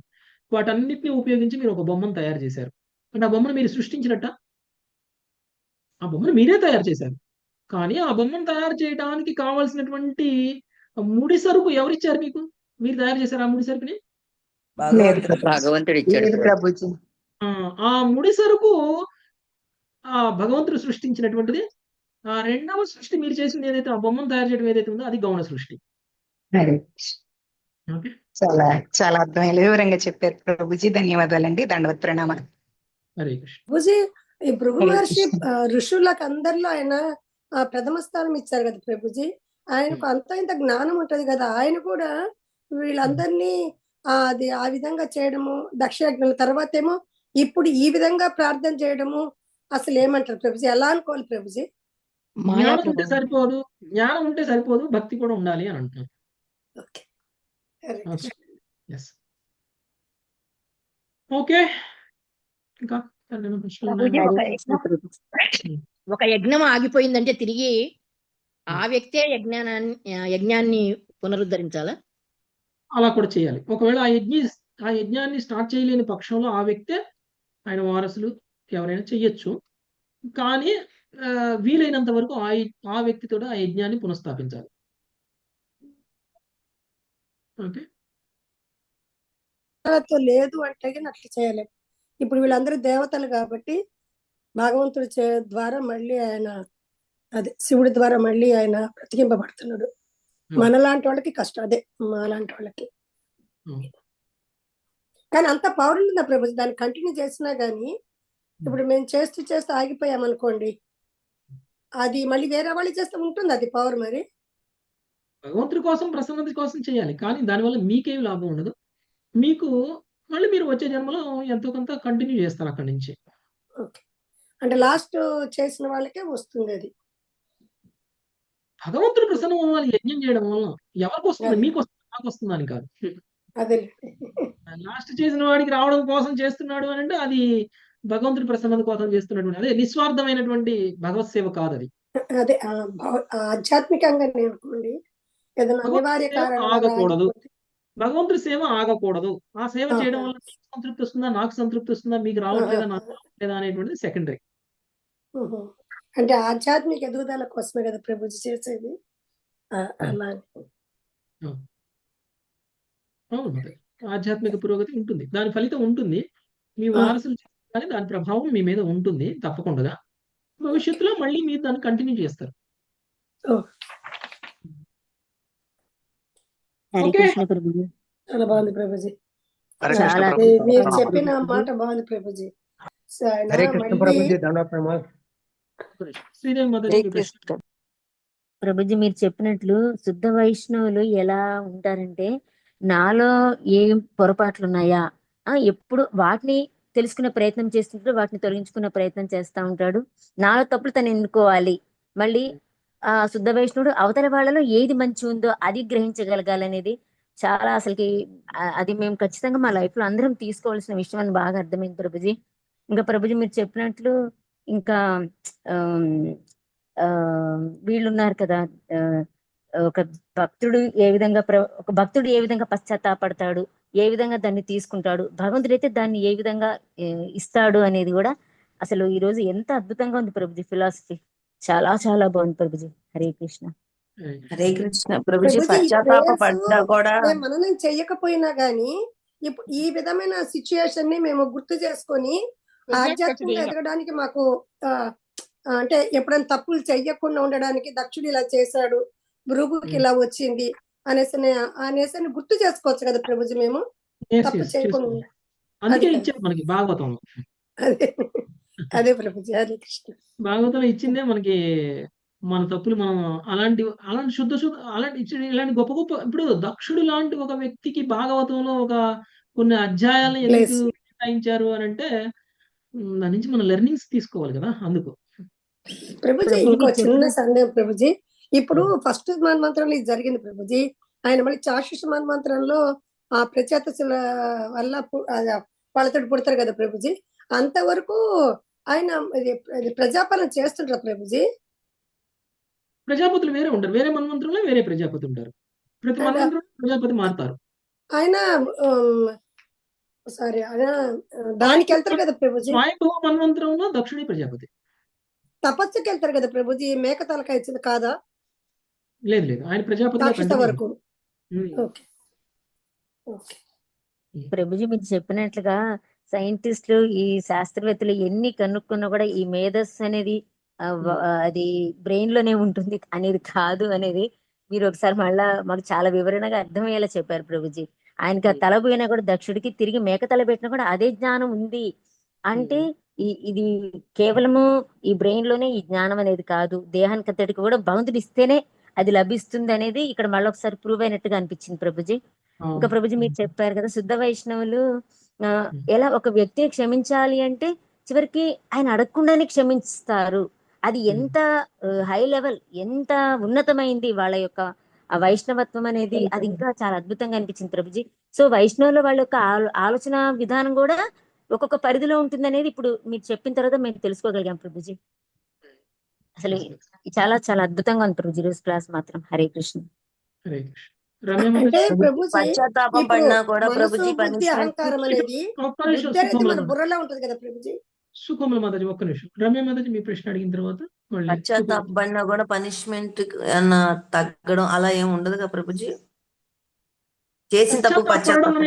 ఇప్పుడు పనిష్మెంట్ అనేటువంటి విషయాన్ని పక్కన పెట్టండి. పశ్చాత్తాపం అనేటువంటి అవసరం. ఓకే, పశ్చాత్తాపడడం వల్ల పనిష్మెంట్ అంటే ఆ శిక్ష యొక్క ప్రభావం తగ్గచ్చు. పశ్చాత్తాపం కంపల్సరీ రావాలి. పశ్చాత్తాపం లేకపోతే మనం పతనం చెందినట్లు. పశ్చాత్తాపడితే ప్రభుజీ తిరిగి ఆ తప్పు చేయాలి అనేటువంటి భావన ఖచ్చితంగా పోతుంది కదా ప్రభు. కొంచెం ప్రయత్నం చేయాలి. అది పడకపోతే ఇక్కడ దక్షుడు కూడా పశ్చాత్తాపడ్డాడు కానీ దక్షుడు పశ్చాత్తాపడినా కానీ ఆయన చేసిన అపరాధం ఎంత ఘోరమైనటువంటి అపరాధం అంటే అది కూడా శుద్ధ వైష్ణవుడి పట్ల అపరాధం చేశాడు కాబట్టి జన్మ జన్మలకి ఆయన వెంటాడింది అది. అవును. అంటే మనం ఎవరి పట్ల అపరాధం చేస్తాము, ఒక భౌతికమైన వ్యక్తి పట్ల అపరాధం చేసామనుకోండి దాని ప్రభావం మన మీద అంత ఎక్కువగా ఉండకపోవచ్చు. ఓకే.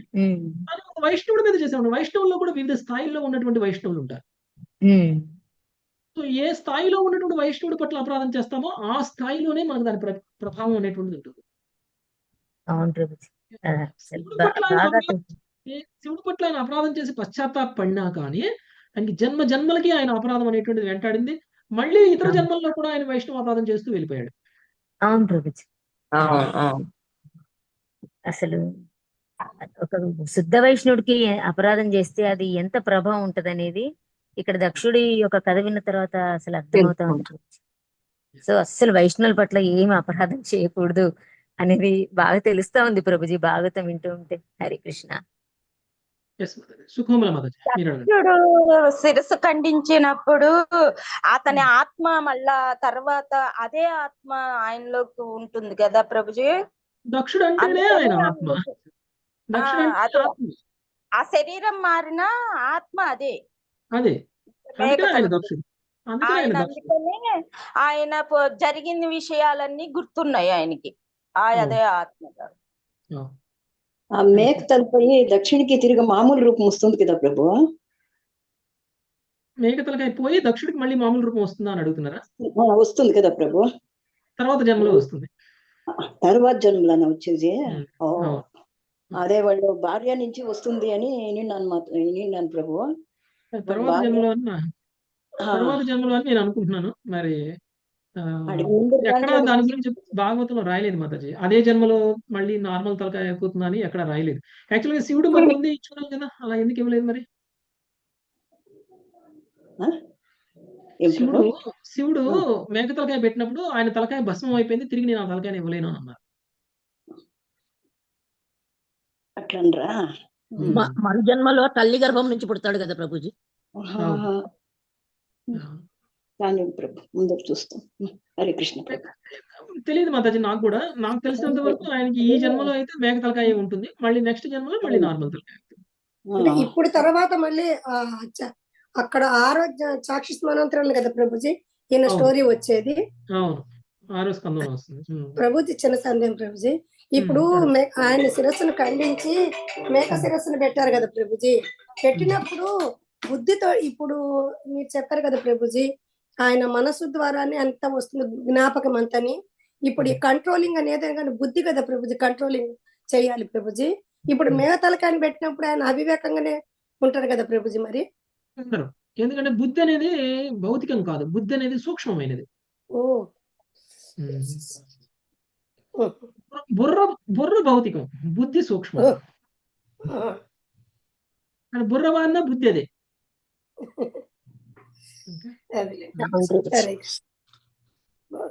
హరే కృష్ణ ప్రభుజీ, దండవత్ ప్రణామాలు. దండవత్ ప్రణామం Prabhuji. Okay, thank you very much. Hare Krishna. సెలవు తీసుకుందాం మాతాజీ.